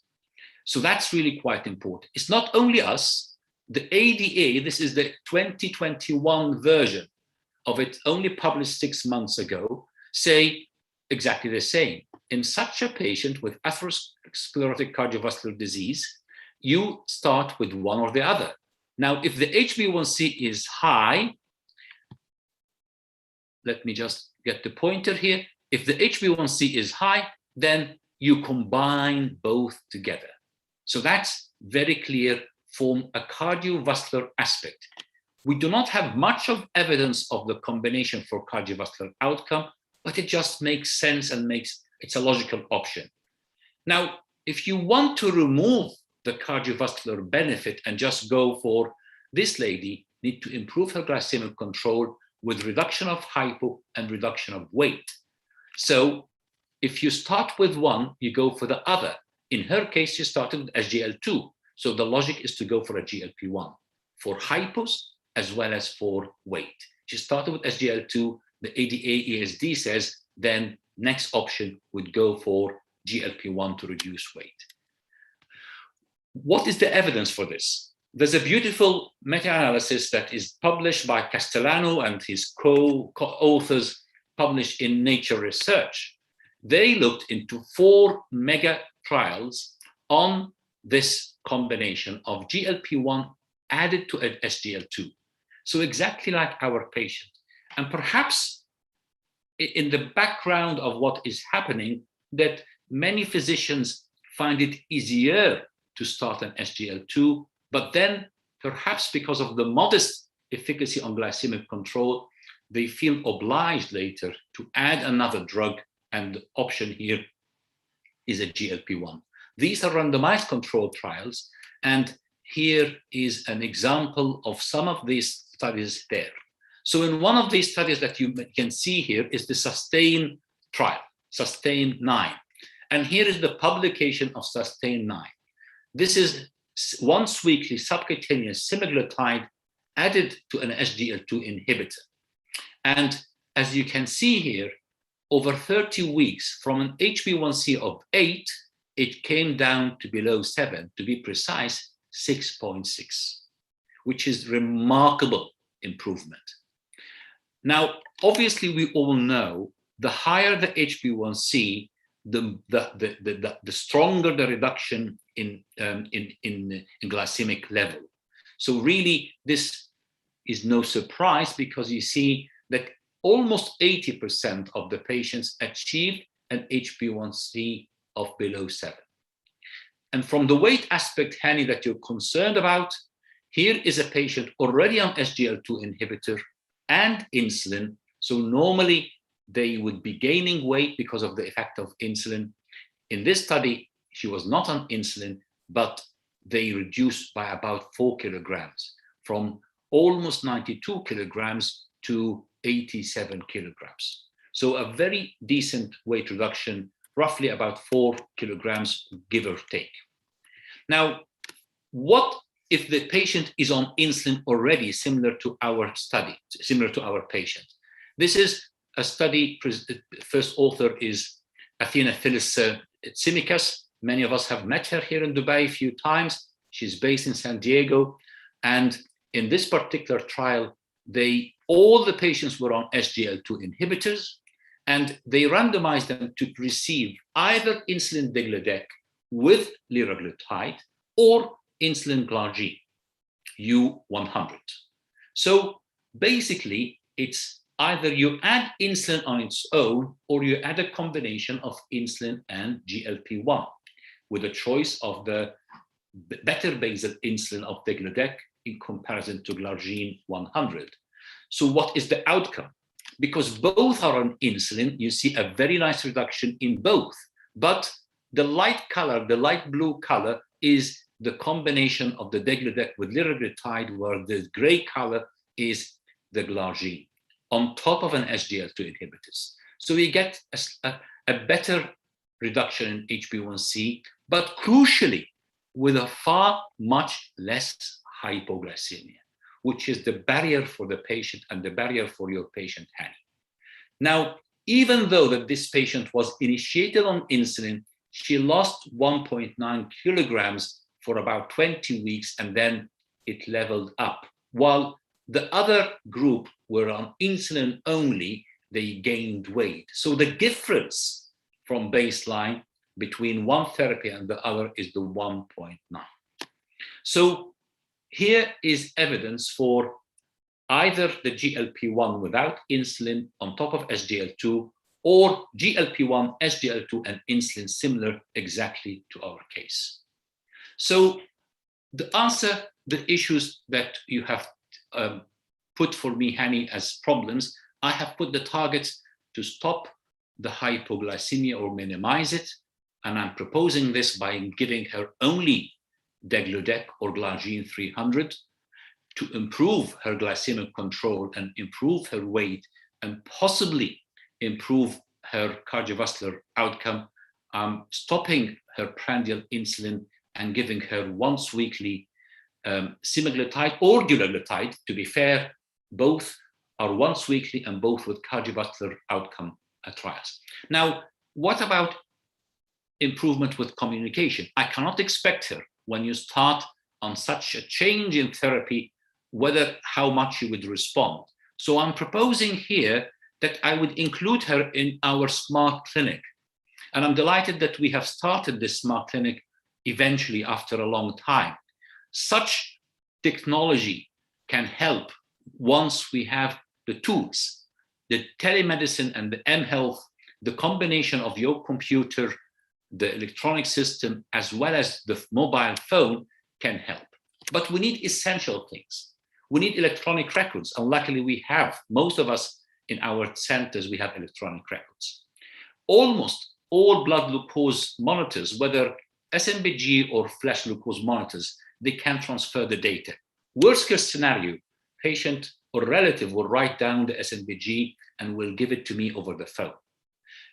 Patients can weigh themselves at home, can check their blood pressure at home, and if they're trained as well and they are active, we can monitor their physical activity from their mobile phone. Most of the mobile phones have this type of information. So with this, I will be able to, on a regular basis, 5-10 minutes chat on her glycemic control, on the frequency of the hypos, on the potential side effects, to guide her during this difficult time. So hopefully she can get through with her problem. And I hope that that would work for her. Thank you very much. That was really. Thank you very much, Hani and Mohammed. We're running out of time, so if you can please reduce the next case so that we can give Zaina some time to talk and some chance for question and answers, please.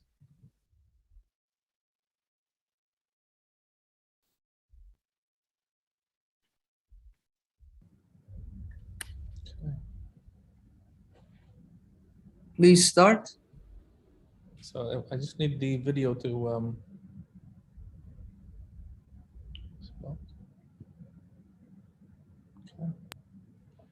Okay.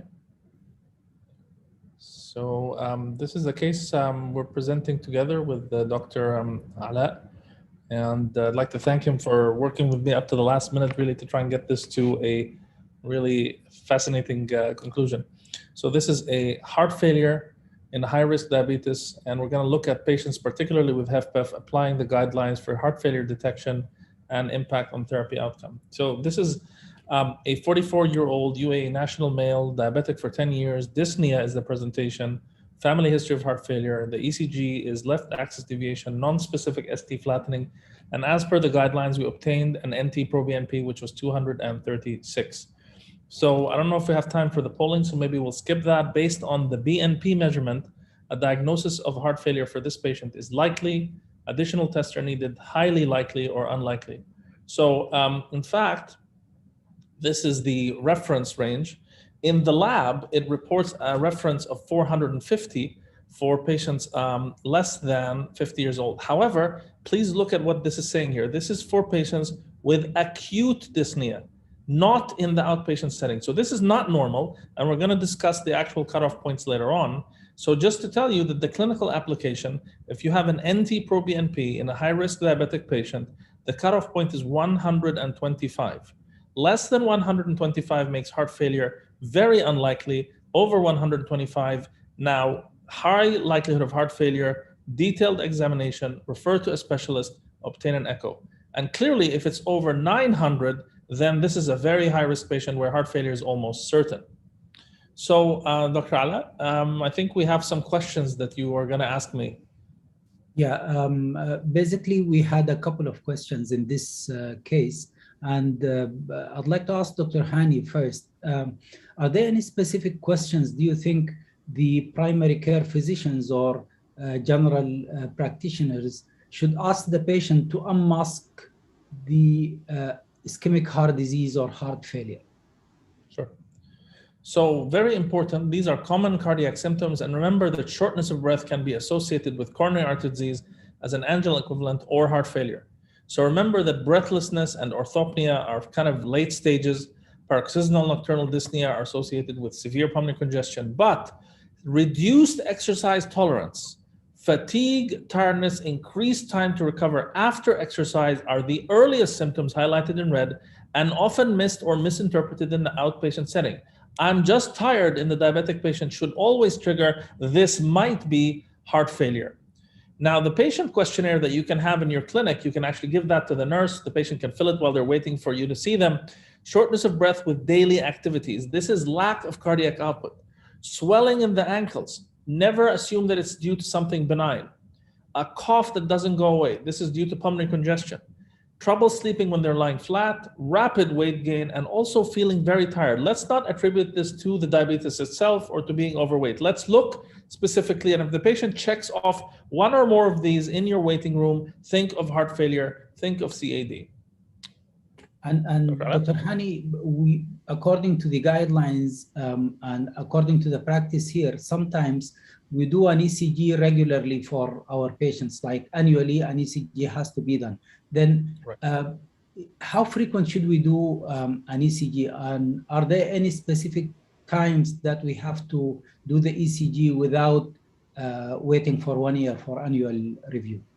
So any change in the patient's status, so if the patient has tachycardia, if you start probing them with these questions and they have chest pain, shortness of breath, if they seem to have decreased effort capacity, if they look like they're more tired, these are all symptoms that are telling you that there's something going on, and maybe you should do the ECG at that visit and you should have a low threshold. At the same time, expect that atypical symptoms will come from the diabetic patient. It doesn't mean that they don't have coronary artery disease. So annual ECG is a must, low threshold to do it anytime there's a change in symptoms or self-reported symptoms as well. And so what looking about at this in our patient here? Yeah, so thank you. So does this look normal? I mean, the automated machine reported it as normal. But if we just take a closer look, what do we see here on this ECG? So we see here left axis deviation and left ventricular hypertrophy. It's negative in 2-3 in AVF and positive in lead 1. So obviously this is not a normal ECG. The patient has LVH, and that tells you there is cardiac end organ damage in a diabetic patient, maybe due to hypertension, maybe due to diabetic cardiomyopathy. So in this patient with abnormal ECG and symptoms and high pro-BNP, should we do regularly an echocardiography for those patients, or should we wait for a while and do further testing? So I think we know that the presence of ECG abnormalities in an NT-proBNP is a marker of what's known as diabetic cardiomyopathy. And this is in the absence of ischemic heart disease, perivascular fibrosis and inflammation, intramyocyte fibrosis and myocyte hypertrophy. And this obviously is an autopsy specimen of a patient who died of diabetic cardiomyopathy who did not have coronary artery disease. When you do echoes in these patients, even after just 5 years of the diagnosis of type 2 diabetes, this study is called the shortwave study, almost 70% of those patients with an echo who had no symptoms had either systolic LV dysfunction, diastolic, or both. In fact, the minority had a completely normal LV function. And using conventional echo parameters, in other words, without delving deeply into the diastology, this other study showed that at least 30% of the patients had heart failure in diabetes without symptoms during just routine screening. So you increase the yield significantly when the ECG is abnormal and the NT-proBNP is abnormal. And the diabetic cardiomyopathy is a thick, stiff, fibrotic ventricle, big left atrium, it's dilated, you can see that on the echo, reduced relaxation, a lot of stiffness. And you do know that, of course, the patient with diabetes can get both. They can have hypertensive heart disease, they can have ischemic cardiomyopathy, they can have diabetic cardiomyopathy. All of these inflammatory and RAS activation and diabetes cause clinical heart failure. So in reality could this patient have heart failure? Absolutely. Is it diabetic cardiomyopathy? Is it ischemic cardiomyopathy? We haven't ruled that out. And how do we establish the diagnosis in the outpatient setting? Now, one really important study that came from the NHS, they looked at almost 40,000 patients who ended up in the hospital over a 3-year period. But they were seen by their GPs, and they went back and looked in the records of these GPs. About 48% of patients had atypical non-heart failure symptoms and ended up in the hospital anyway. And the other 52% had typical heart failure symptoms, and because preventive measures were not done, they were not detected properly. And in fact, those patients who didn't have heart failure symptoms, who ended up in the hospital within the 3 years, may have been detected by a BNP. Only a minority, 9%, had an echo. Only a very small minority, 2%, had a BNP. Referral to specialist was then less than 10%. So remember, the atypical symptoms are still not going to prevent the patient from decompensating into an acute hospital event. So out of these 36,000 patients, it was almost all diagnosed in the hospital, and only 24% of these patients who had clear heart failure symptoms followed the structured pathway, got a BNP, got an echo. The majority actually did not have either. So 80% were diagnosed in the hospital when, in fact, they could have been picked up earlier in the clinic. And in fact, nobody was really following a standardized protocol. So many missed opportunities. So I think this one, Dr. Hani, highlights the importance of NT-proBNP and the proBNP in the evaluation of heart failure, isn't it? Right. So this is actually a guideline from European Society of Cardiology in diabetic patients. Are we going to do an echo on everybody? The answer is no. We have different types of heart failure, as we know, normal ejection fraction or reduced ejection fraction. In the two other groups, you have to get an NT-proBNP. There has to be LVH. There has to be diastolic dysfunction, even if the EF is normal. So just to make this very quick, in a patient with multiple risk factors, CAD, diabetes, hypertension, some symptoms, lower limb edema, any abnormality on the ECG, obtain an NT-proBNP. If it's abnormal, go to echo and refer quickly to the cardiologist. And in fact, why are we doing this? Because natriuretic peptide measurements in the general practitioner in diabetes in high-risk populations allows you to initiate preventive measures, up-titrate RAS blockers, add SGLT2 inhibitors that can now prevent or slow the development of heart failure. And this is specifically the guideline page for the diabetologist and the GP. So the symptoms, the physical findings, the abnormal ECG, and the high natriuretic peptide, the diagnosis is heart failure, you get an echo, and you proceed further. So our patient had an NT-proBNP of 402. So Dr. Ala, what does that give us as a conclusion? Based on the number that we have, 402, that makes our patient very likely to have heart failure. And as Dr. Hani mentioned earlier, that a cutoff of 125 and above makes it very likely to be heart failure. And we had this patient as well who has already an abnormal ECG. So it's definitely a heart failure. And I think we should proceed in this patient for an echocardiography. So I'm just going to tell you very quickly, additionally, that the NT-proBNP not only predicts heart failure, but actually predicts cardiovascular death better than the Euroscore estimation. In here in green is what the NT-proBNP adds, and it classifies the patient into high and cardiovascular and very high risk even better, and predicts also 5-year hospitalization and cardiovascular events. So adding the BNP is a very powerful tool for the general cardiologist and the internist and the diabetologist. And of course, it is covered by insurance. Now back to the case. So our patient was on triple or a combination therapy for hypertension. He was on amlodipine 10 milligram, perindopril 10 milligram, and 2.5 milligram of indapamide. For diabetes, he was on a combination of metformin and sitagliptin 51,000, as well as pioglitazone. The patient actually developed cramps on atorvastatin and rosuvastatin, so he was put on pitvastatin 4 milligram for management of his dyslipidemia. When we examined this patient, his blood pressure was high. Actually, it wasn't controlled, 146/89. Examination, there was no murmur, but he had a short neck and it was difficult to assess his JVB, but he seemed to have a third heart sound. He had lower limb edema and varicose veins, and he had mildly elevated enzymes, liver enzymes that suggest non-alcoholic steatohepatitis.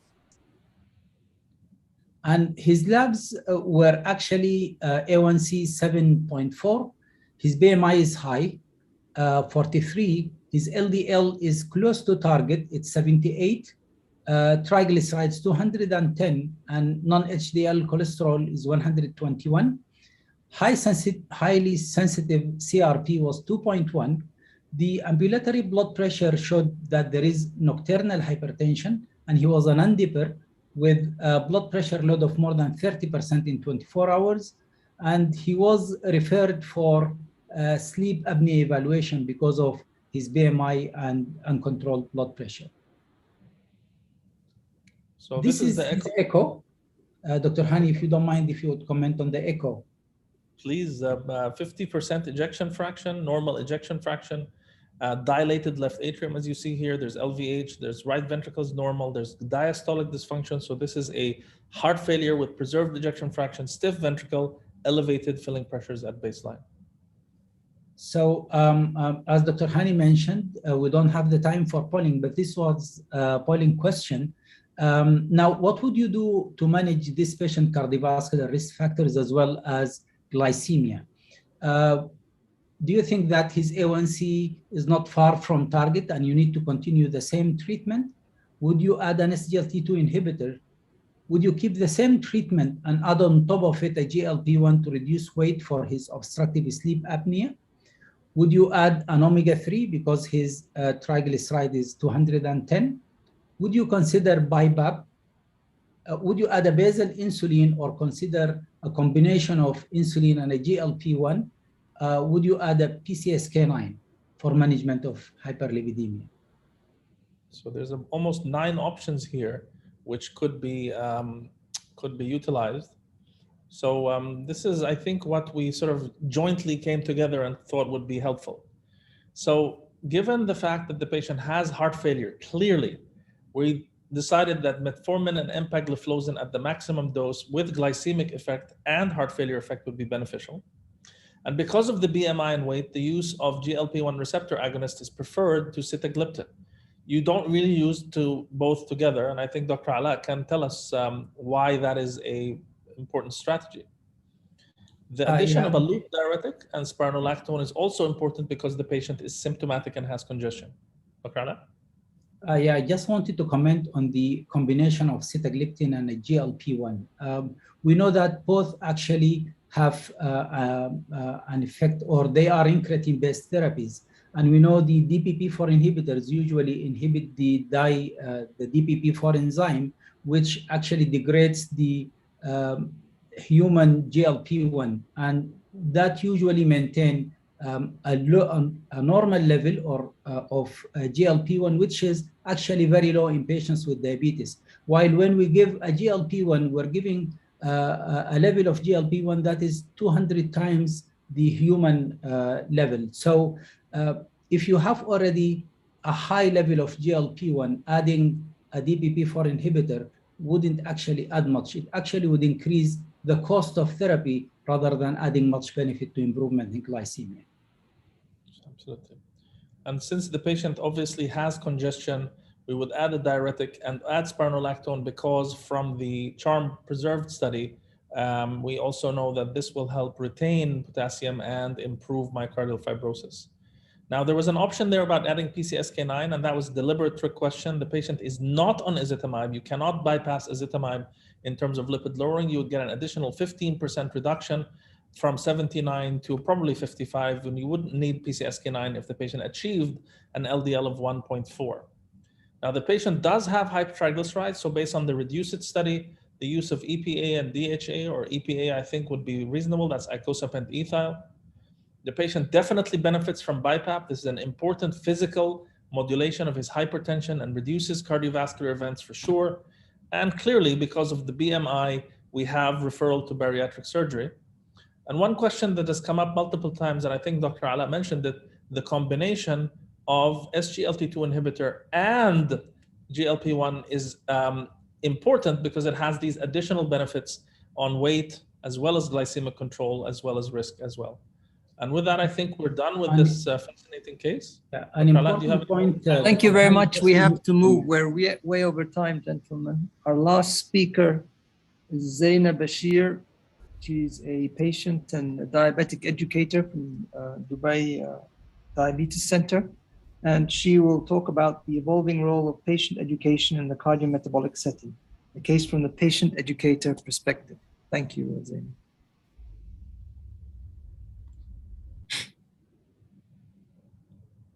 Hi, good evening, everyone. We'll try to make this quick. I know it's the end of the webinar.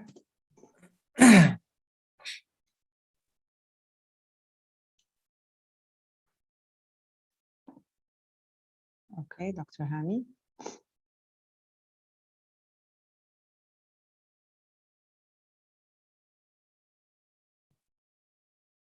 Okay, so I'll be presenting a case today from the diabetes clinic that I work for in Dubai. Okay, so it's we had Mr. X visiting the clinic last August. He was diagnosed with type 2 diabetes already when he came in.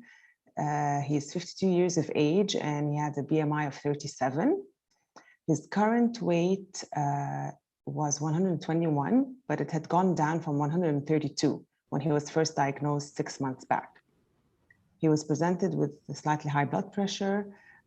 He reported comorbidities reported were sleep apnea, dyslipidemia, hypertension. Patient also reported a sedentary lifestyle. The current medications he is on are Januvia, Glucophage, and Coveram. The medications that were adjusted during his first visit, the endocrinologist stopped him from Januvia and started the Trulicity. So what do you think happens next? Okay, given that my background is in nutrition, so I'm going to focus a lot about the food here. And since the diabetologist does not really have time to go into details of this, so that's what the educators do. So I got a food recall from Mr. X. As you can see here, I don't want to go through it, so just save them time. This patient is consuming a total of 400 grams of carbohydrates a day, which in my opinion, I guess is quite high. I think all the doctors would agree with me here. So what we try to do is go over the patient's recall and try to modify it in a way that would, suit them, in a way that would, of course, improve their glycemic control, improve their dyslipidemia, help with weight loss, to improve the sleep apnea, and so on. So what advice would you give to Mr. X here? Okay, among different topics that we will address, so we would address the hypo and hyperglycemia symptoms with the patient and how to treat it. We would focus on reducing the carbohydrate consumption and possibly focus on low glycemic index carbohydrates, which I will discuss in a little bit. Talk about the benefits of weight loss, which can be around 2 to 4 kilos a month, does not have to be more. Hypertension guidelines, since he's presented with high blood pressure and is on antihypertensive medications. Discuss the cholesterol guidelines, possibly refer to an exercise specialist. Dr. Hani, you with me? Yes, so I think one of the things we've talked about, it's very unlikely that a physician, in terms of the complex regimens we have to discuss, is going to have time for this really detailed assessment, number one, and the detailed education that goes into it. You're literally going through one-by-one meals and meal planning, as well as behavioral support. So we have a lot of other things to contend with in the clinic. I think this is really something as cardiologists we have to learn to make use of in the cardiometabolic space. Yes, it's true. I mean, from my practice, I see that it does have a huge effect on the patient's outcome and improvement. So let's say the first time I saw this patient, I discussed and I explained the different foods that have carbohydrates, which some were surprising, of course, to the patient. I would go over each meal and try to reduce the carbohydrate portion, possibly in each meal. We can start with one of the meals and then gradually increase it to the second and the third. I'm going into a little bit detail here. For example, the patients, and it's a common drink they have in the UAE, is the shai karak with the sugar. Of course, I'd prefer the no sugar option versus the sweeteners option because it is definitely healthier. Switching to low fat products because of his high cholesterol. Again, modifying the different foods to include more vegetables and non-starchy vegetables rather than starchy ones. One of the most important things that come across the clinic is when a lot of patients are drinking juice, telling me that juice is fine. It's juice with no added sugar. It's true. It's juice with no added. Isn't fruit juice something really healthy and we like to do it? Yeah. Okay. So if you just wait, I'll go back to. I'll come along with the slides just to differentiate between fresh juice, bottled juice, and the actual fruit. So it'll be beneficial for everybody here, not just for diabetics. Okay, so Dr. Hani in his previous lecture mentioned a little bit about the Freestyle Libre. So the patient is given a choice of the Freestyle Libre or just the regular glucometer. The Freestyle Libre, as you can see, can give us the readings, like the daily pattern of the patient, which helps the doctor adjust the medications. So it can give us a pattern of when the blood glucose levels are high, if they are high. So be it at bedtime, be it post-meal, be it at fasting. So if you can see in one of the pictures here, the freestyle gives us a measurement of how much of the blood glucose are above target, how much are within target, and how much are below target. Okay, this is another example of the diabetes monitoring, self-monitoring by the patient. Here, the patient is monitoring before and after meals. Why does this help us and help the patient himself? Because measuring the blood glucose 2 hours post-meal would give us an idea of the effect of the meal on the blood glucose, and it's very individualized and it's different from person to person. So they might not be consuming a huge amount of carbohydrates, but the type of carbohydrates might be what is raising their blood sugar. So after discussing the targets as well, they will have an idea of which foods affect them more than others, and will give an idea to the endocrinologist to see a pattern of where the blood sugar is high, if it is high. Any questions, Dr. Hani? So I think this really highlights that if we just look at the HbA1c, we're getting one snapshot for 90 days, but you get a tremendous amount of granularity when you look at the response to meals, the timing of the meals, what's happening with the insulin. So this is something that we as the cardiologists don't do at all. And I think I've learned this as a patient rather with diabetes than as a physician. And I think this is really something that takes a lot of time to dive into and analyze. And really, it's a very important point from the patient's perspective. So here comes what we just mentioned a while ago, or you mentioned the juice itself. So the fresh fruit, obviously on the right side, is the equivalent of 4 spoons of sugar, which is about, let's say, 60 to 80 grams of sugar itself. But in terms of, from the fruit, it's the fructose kind of sugar.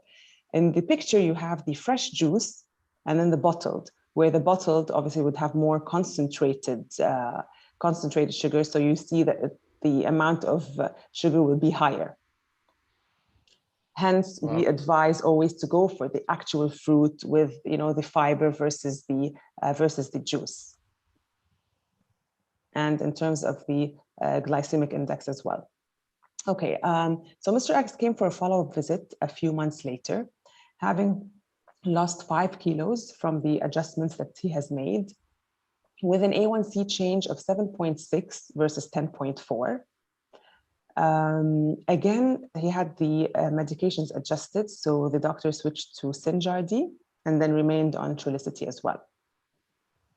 However, the patient during that visit said that he has been consuming dates and watermelon in excess lately and has still not started exercise. So here, the educator, obviously I introduced the low glycemic index foods.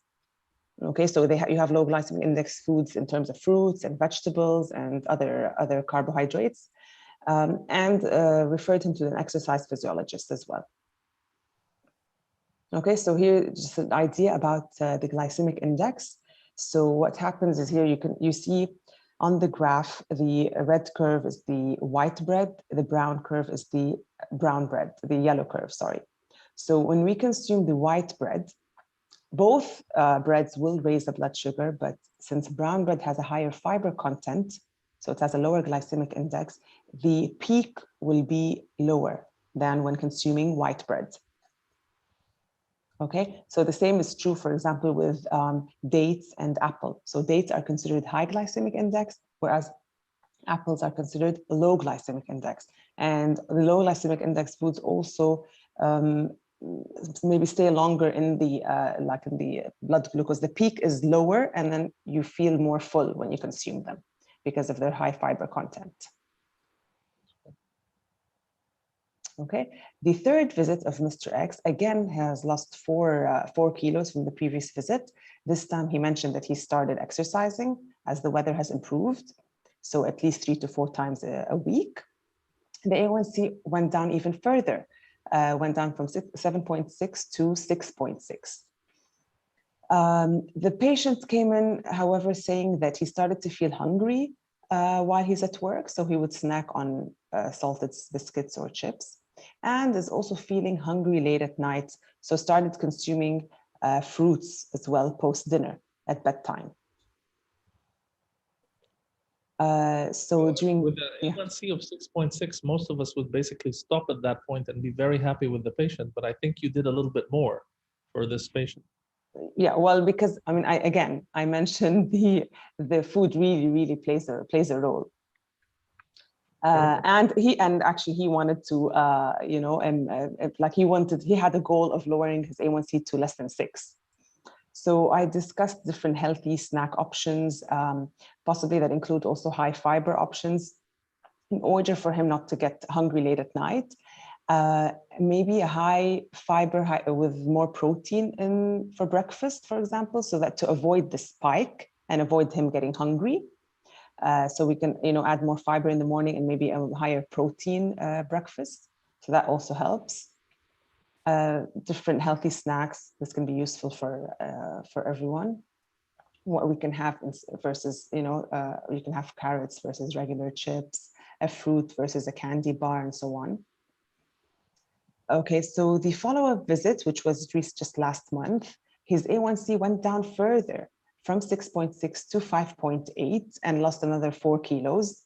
So he had lost a total of 13 kilos since August. The patient was very happy as his sleep apnea was resolved. His blood pressure has been normal the past few months with the medication and with reducing his salt intake. Blood works reported normal LDL levels. He reported excellent diet. He has been consuming 3 regular meals and healthy snacks in between when he wanted to. So he stopped consuming the fruits at night because he realized consuming the fruits at night was raising his blood glucose level in the morning, and has been controlling his portion intake and is active on a regular basis. So just either some of the general dietary recommendations is that there is no ideal percentage of calories from carbohydrate, protein, or fat. What we do is very, very individualized and suits the patient's needs and the patient's lifestyle and the patient's requirements.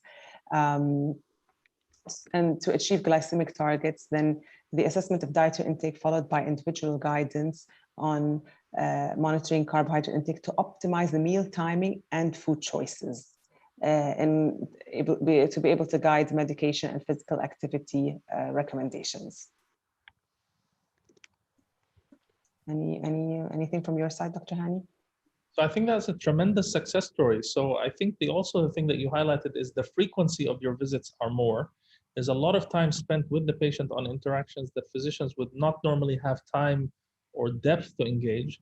But also you've managed to do a behavioral change in this patient on top of the excellent work that's being done by the diabetologist on the medical side, and restoring his ability to exercise allows him to get rid of the sleep apnea, allows him to control his blood pressure. So we're actually taking 4 comorbidities out of the way with your intervention. I think that's sort of outstanding, and we should really think about this carefully in the cardiometabolic space, in particular in cardiology, because we don't traditionally make as much contact with the diabetes educator, and we don't traditionally make use of this excellent resource that you've shown how effective it is. Yeah. I mean, of course, as you said, the diabetologist does a great job, but we, on the other hand, complement it, you know, and especially that you don't have much time, so we can do more frequent visits, but then the change, obviously the medication change goes back to the doctor. All right, that's terrific. So I think we are well wrapped up with this fantastic case that shows how successful combined approaches are. And I'll send it back to Dr. Fathiya and Dr. Wael. Thank you very much for this excellent presentation from all our speakers and for the excellent moderation from Dr. Wael Mahimid. And now we're going to the Q&A session. So if we can have the camera on for all our speakers.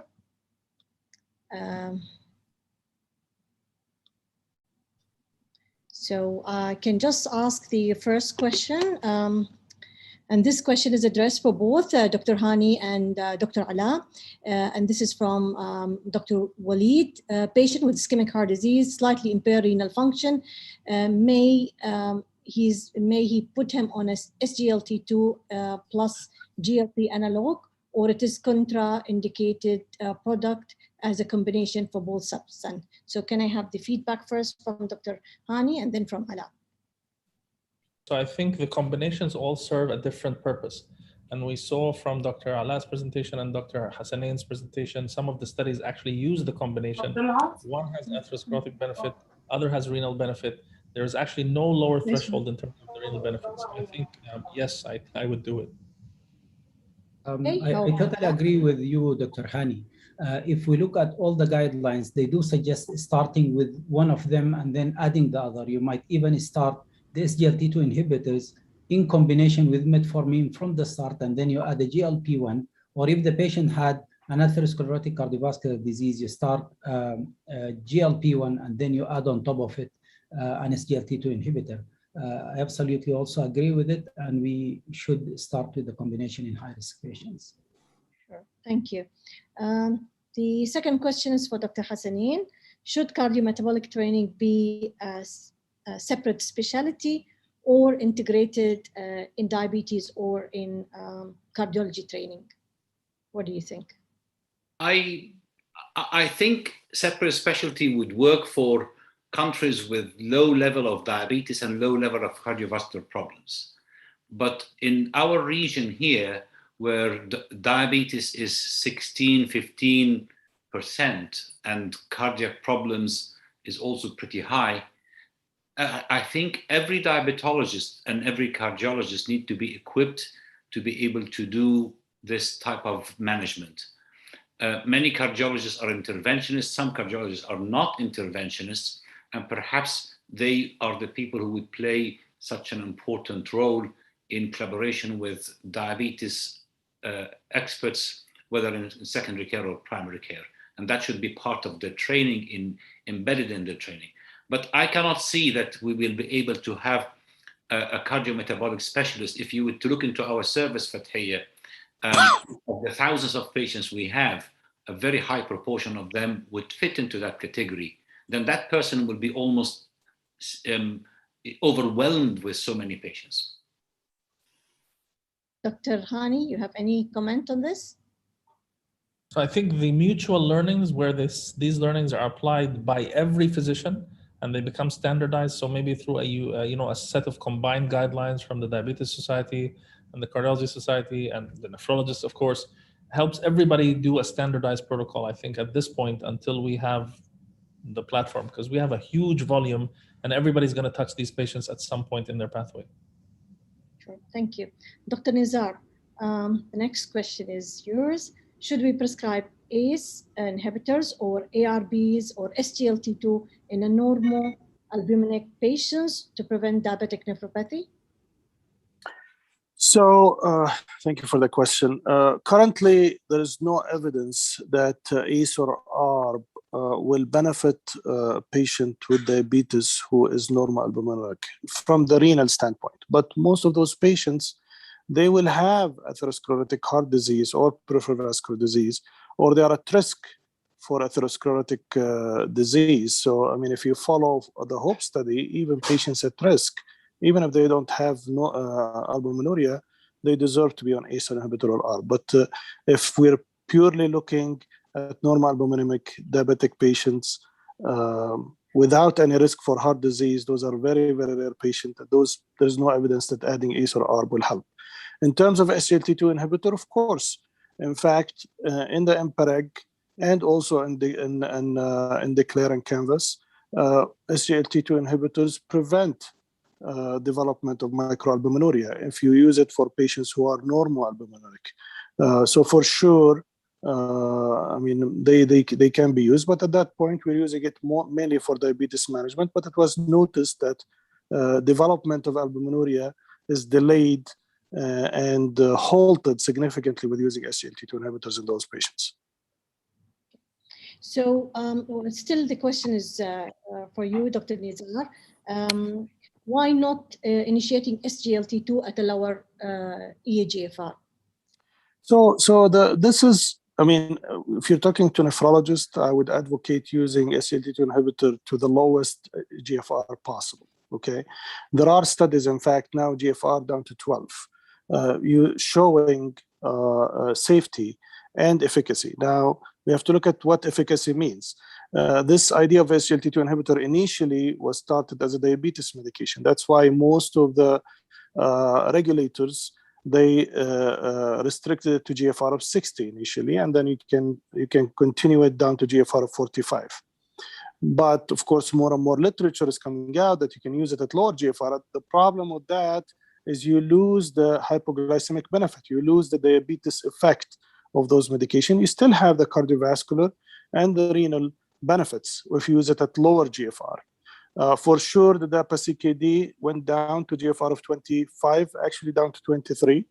EMPA kidney, which is running, hopefully it will be done by the end of this year, went down to GFR of 20.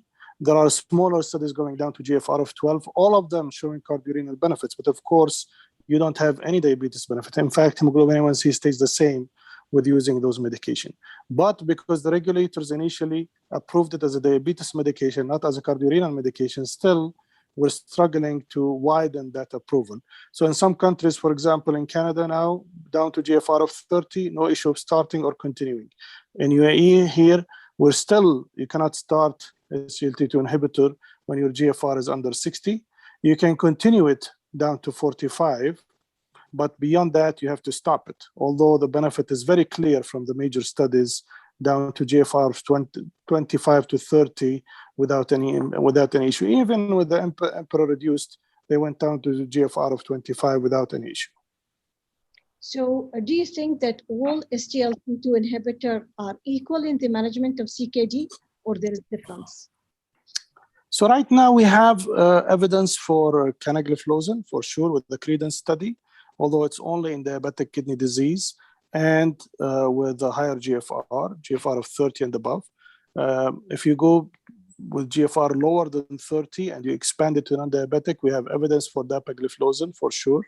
Empagliflozin, the study is ongoing, the EMPA kidney study, and the expectation is that it will be beneficial because we know from the post hoc analysis of the emperor reduced and also from EMPA-REG that it's beneficial. So we're expecting all these three to be beneficial. Of course, if you're going to follow the evidence, and diabetic above 30, all of them are equal. Diabetic under 30, currently DAPA, hopefully EMPA soon. And non-diabetic under 30, currently DAPA, probably EMPA soon also. Other SGLT2 inhibitors, for example, ertugliflozin, we don't have evidence and lower GFRs, unfortunately. With the unexpected results of the ertugliflozin cardiovascular outcome study, I think they're reluctant to do more studies, so we don't have evidence for that yet. Okay, thank you. Dr. Mohammed Hassani, is there any evidence of initiating SGLT2 and GLP-1 inhibitors? Yeah, that's an important point, Fatayed. Yes, there is an evidence, and there is a very beautiful study that was published very recently. In fact, it was published after our guidelines was written, where in this particular study, patients were on metformin 1,500 milligrams, and they did a three-way study. They gave the patients either once weekly GLP-1 or once daily SGL2 or both together. And as you would expect, giving both together led to better glycemic control, better weight reduction, and better blood pressure reduction. So in the right person who requires both, I mean, the guideline says for people with HbA1c above 9, you need to put dual therapy. So why not? And we have a study that have indicated this. But obviously, this is an expensive policy and need to be in well-selected patients. Right. Anna, there's a question related to semaglutide. And recent study shows that semaglutide in obese patients achieves similar results with the sleeve hysterectomy. So your comment on this? Well, with semaglutide, actually, in all the studies of semaglutide, it has shown superior weight reduction to all the comparators. Recently, they have announced the results of the semaglutide 2.4 milligram for management of obesity and not of diabetes, and it has shown significant weight reduction similar to sleeve. They have recently as well, they're doing studies on semaglutide 2 milligram to increase the weight loss in patients with diabetes. The current licensed dose for patients with diabetes is 1 milligram. Even the oral semaglutide has been associated with significant weight loss, even when compared to the gold standard liraglutide. So semaglutide, whether oral or injectable, has been associated with significant weight loss. And the latest dose, which is 2.4 milligram, has shown significant weight loss similar to the sleep study. I totally agree with that result. Right. Thank you. Dr. Hani, the patient that you presented and you mentioned, should we go for surgery? One of the comment here, isn't the surgery is more risky than stent, particularly for a patient in an ICU setup, and wound healing will be a problem. At the end, it is just 2 vessel disease. I think this is referring to the case that you had presented already.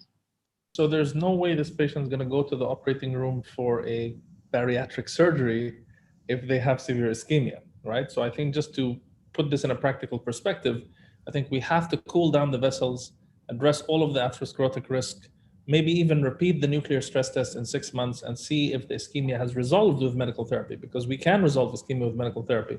This was the stated result of the ischemia study. They did nuclear stress test before, intensive medical therapy, after, significant improvement. Patients who were stented had no better outcome. So intensive medical therapy actually can do a lot.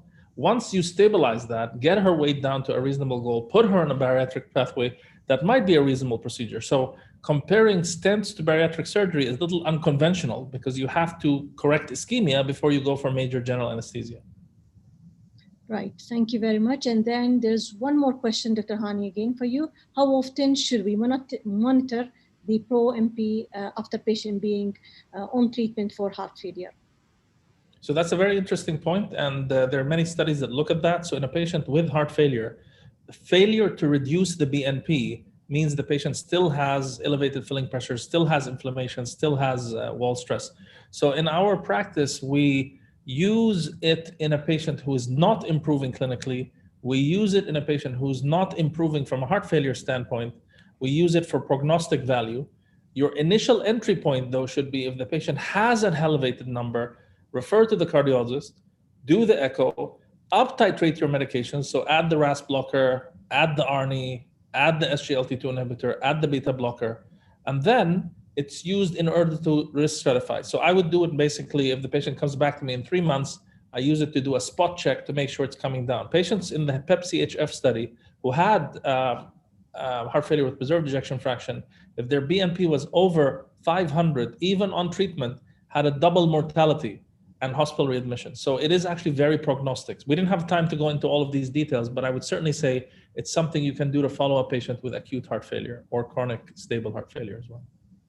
And I want to follow up with another question. How to manage a patient with COPD with right-sided heart failure and had good EF more than 55%, and they have pulmonary hypertension and they had lower limb edema with a very high pro-MP?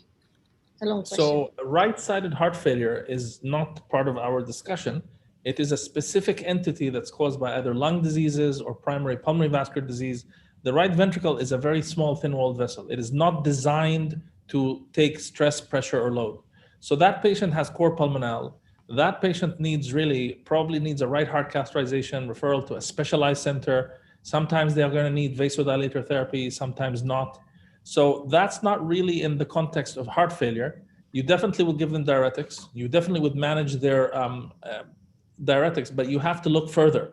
Most COPD patients do not develop pulmonary hypertension. And most of you have heard me talk about pulmonary hypertension, know that we will not be able to proceed without a right heart cath and specialized management that's outside the realm of this discussion. Thank you. Dr. Nizar, can SGLT2 inhibitor be used in treatment of hyponatremia? So there is some physiological evidence that it might help because,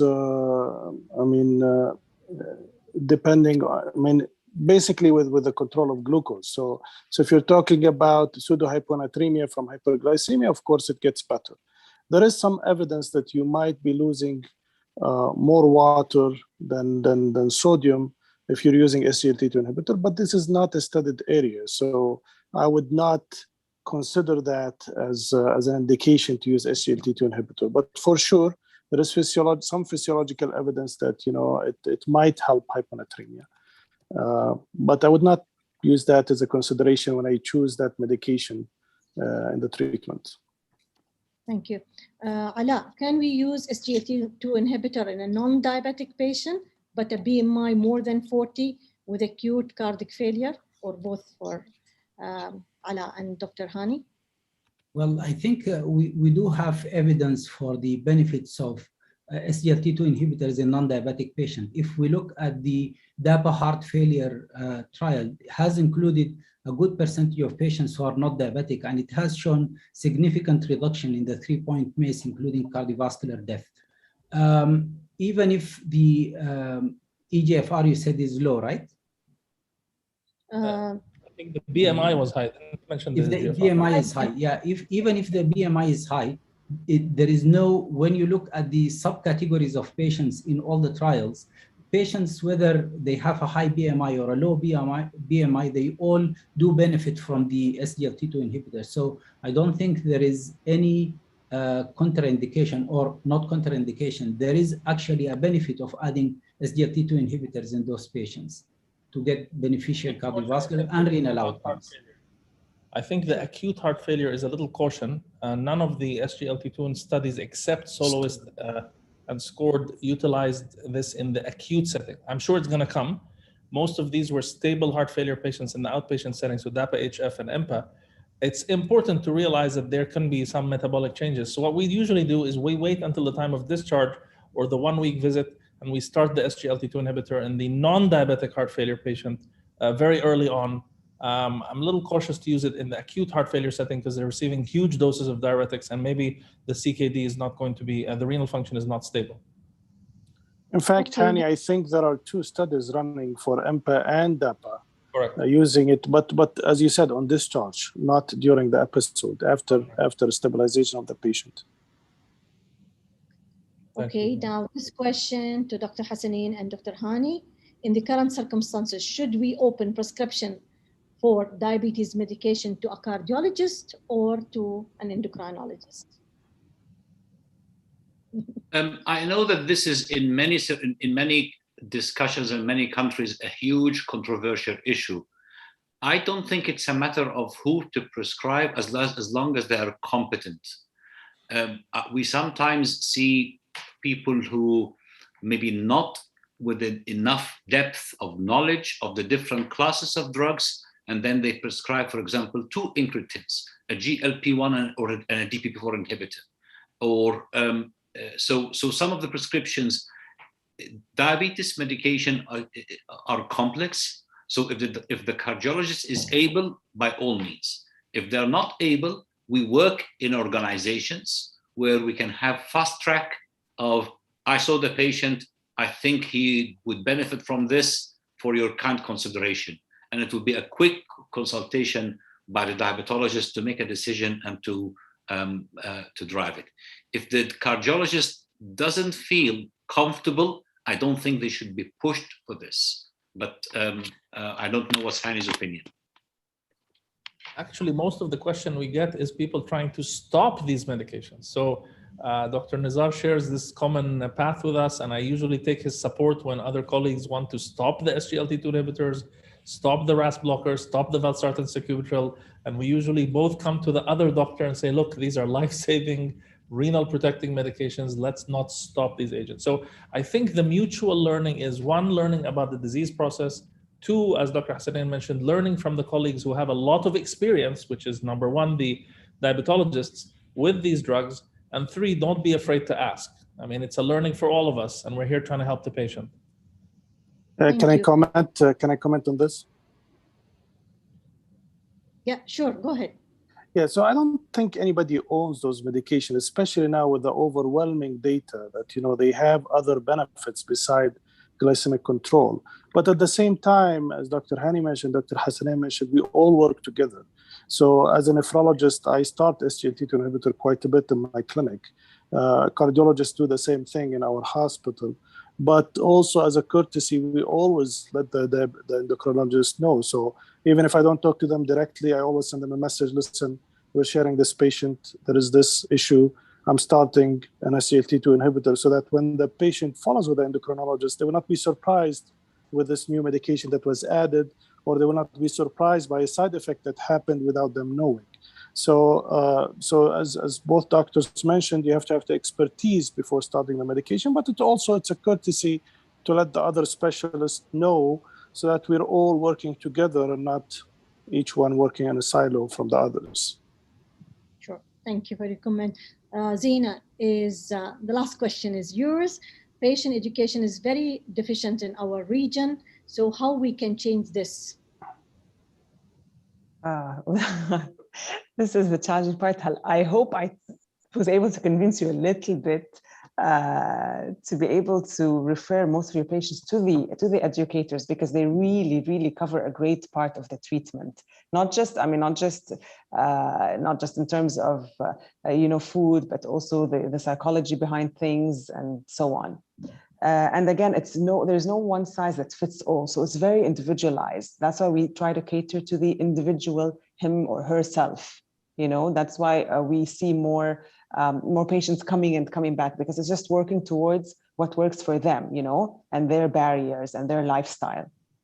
I just think it should come more from the doctors themselves to refer to the educator. If I can comment here, Fathiya, we definitely need far much more dietitians and educators, because that's the core of the problem, rather than more kits or more expensive drugs. Our patients cannot read the manual, and the manual is what they eat and what they do.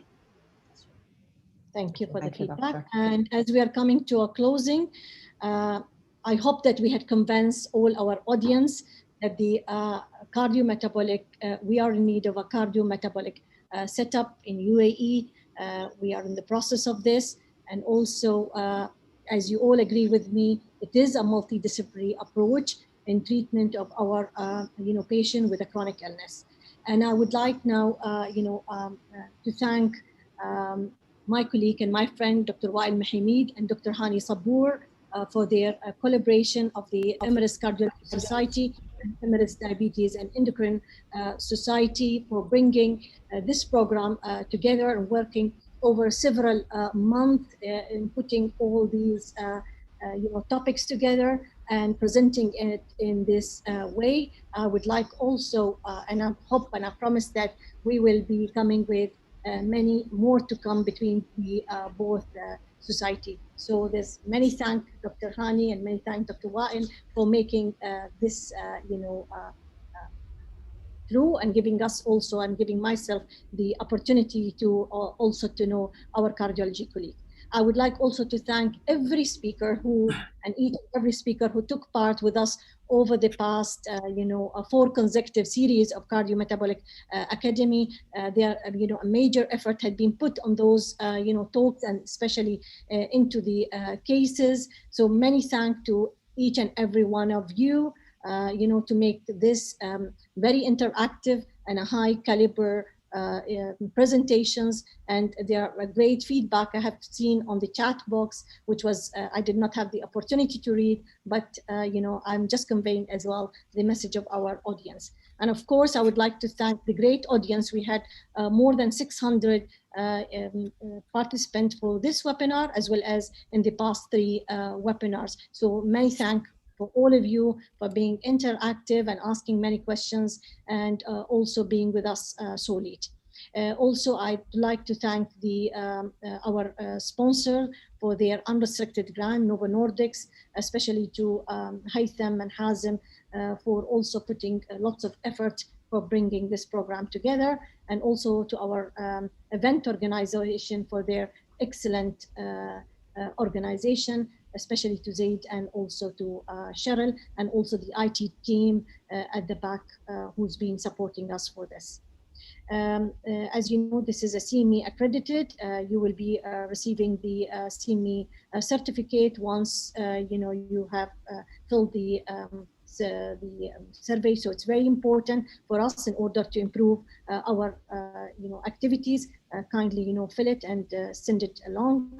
You can also find those 4 webinars available at our institute on www.edsinstitute.org, and we've been working on it to improve it. So soon you're going to see more of activities as well. And I'm sure also our colleague at the Cardiology Society will have also more of event that I would encourage you also to log on their website to find all of this. I would like also to encourage you to stay tuned. We've got also more activities coming with EDS Connect. We will be touching on more topics related to the diabetes, endocrine, and thyroid as well. We will be soon having a joint conference with the International Society of Endocrinology, and just block your calendar for 17 to 18 September. And we are also continuing with the Young Leader Forum. We have the 2nd edition on 14th of July. So with this, I would like to thank you all and wish you a good evening, and have a great time. Thank you very much for connecting, and many thanks for all our speakers, for Dr. Weil and Dr. Hani again. Thank you very much. Thank you. Thank you. Thank you.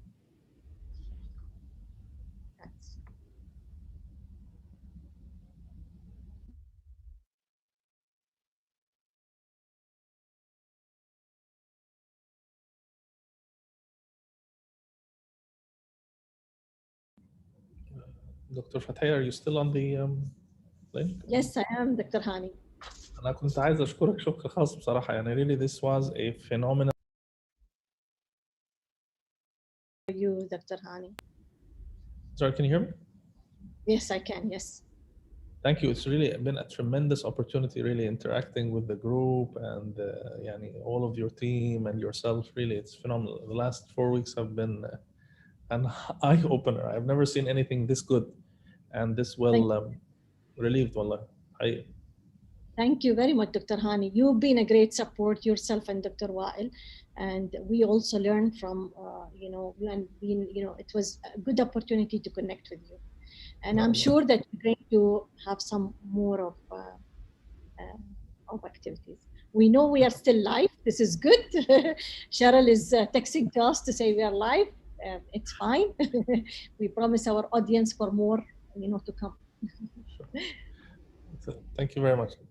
Thank you, dear. Thank you. All the best.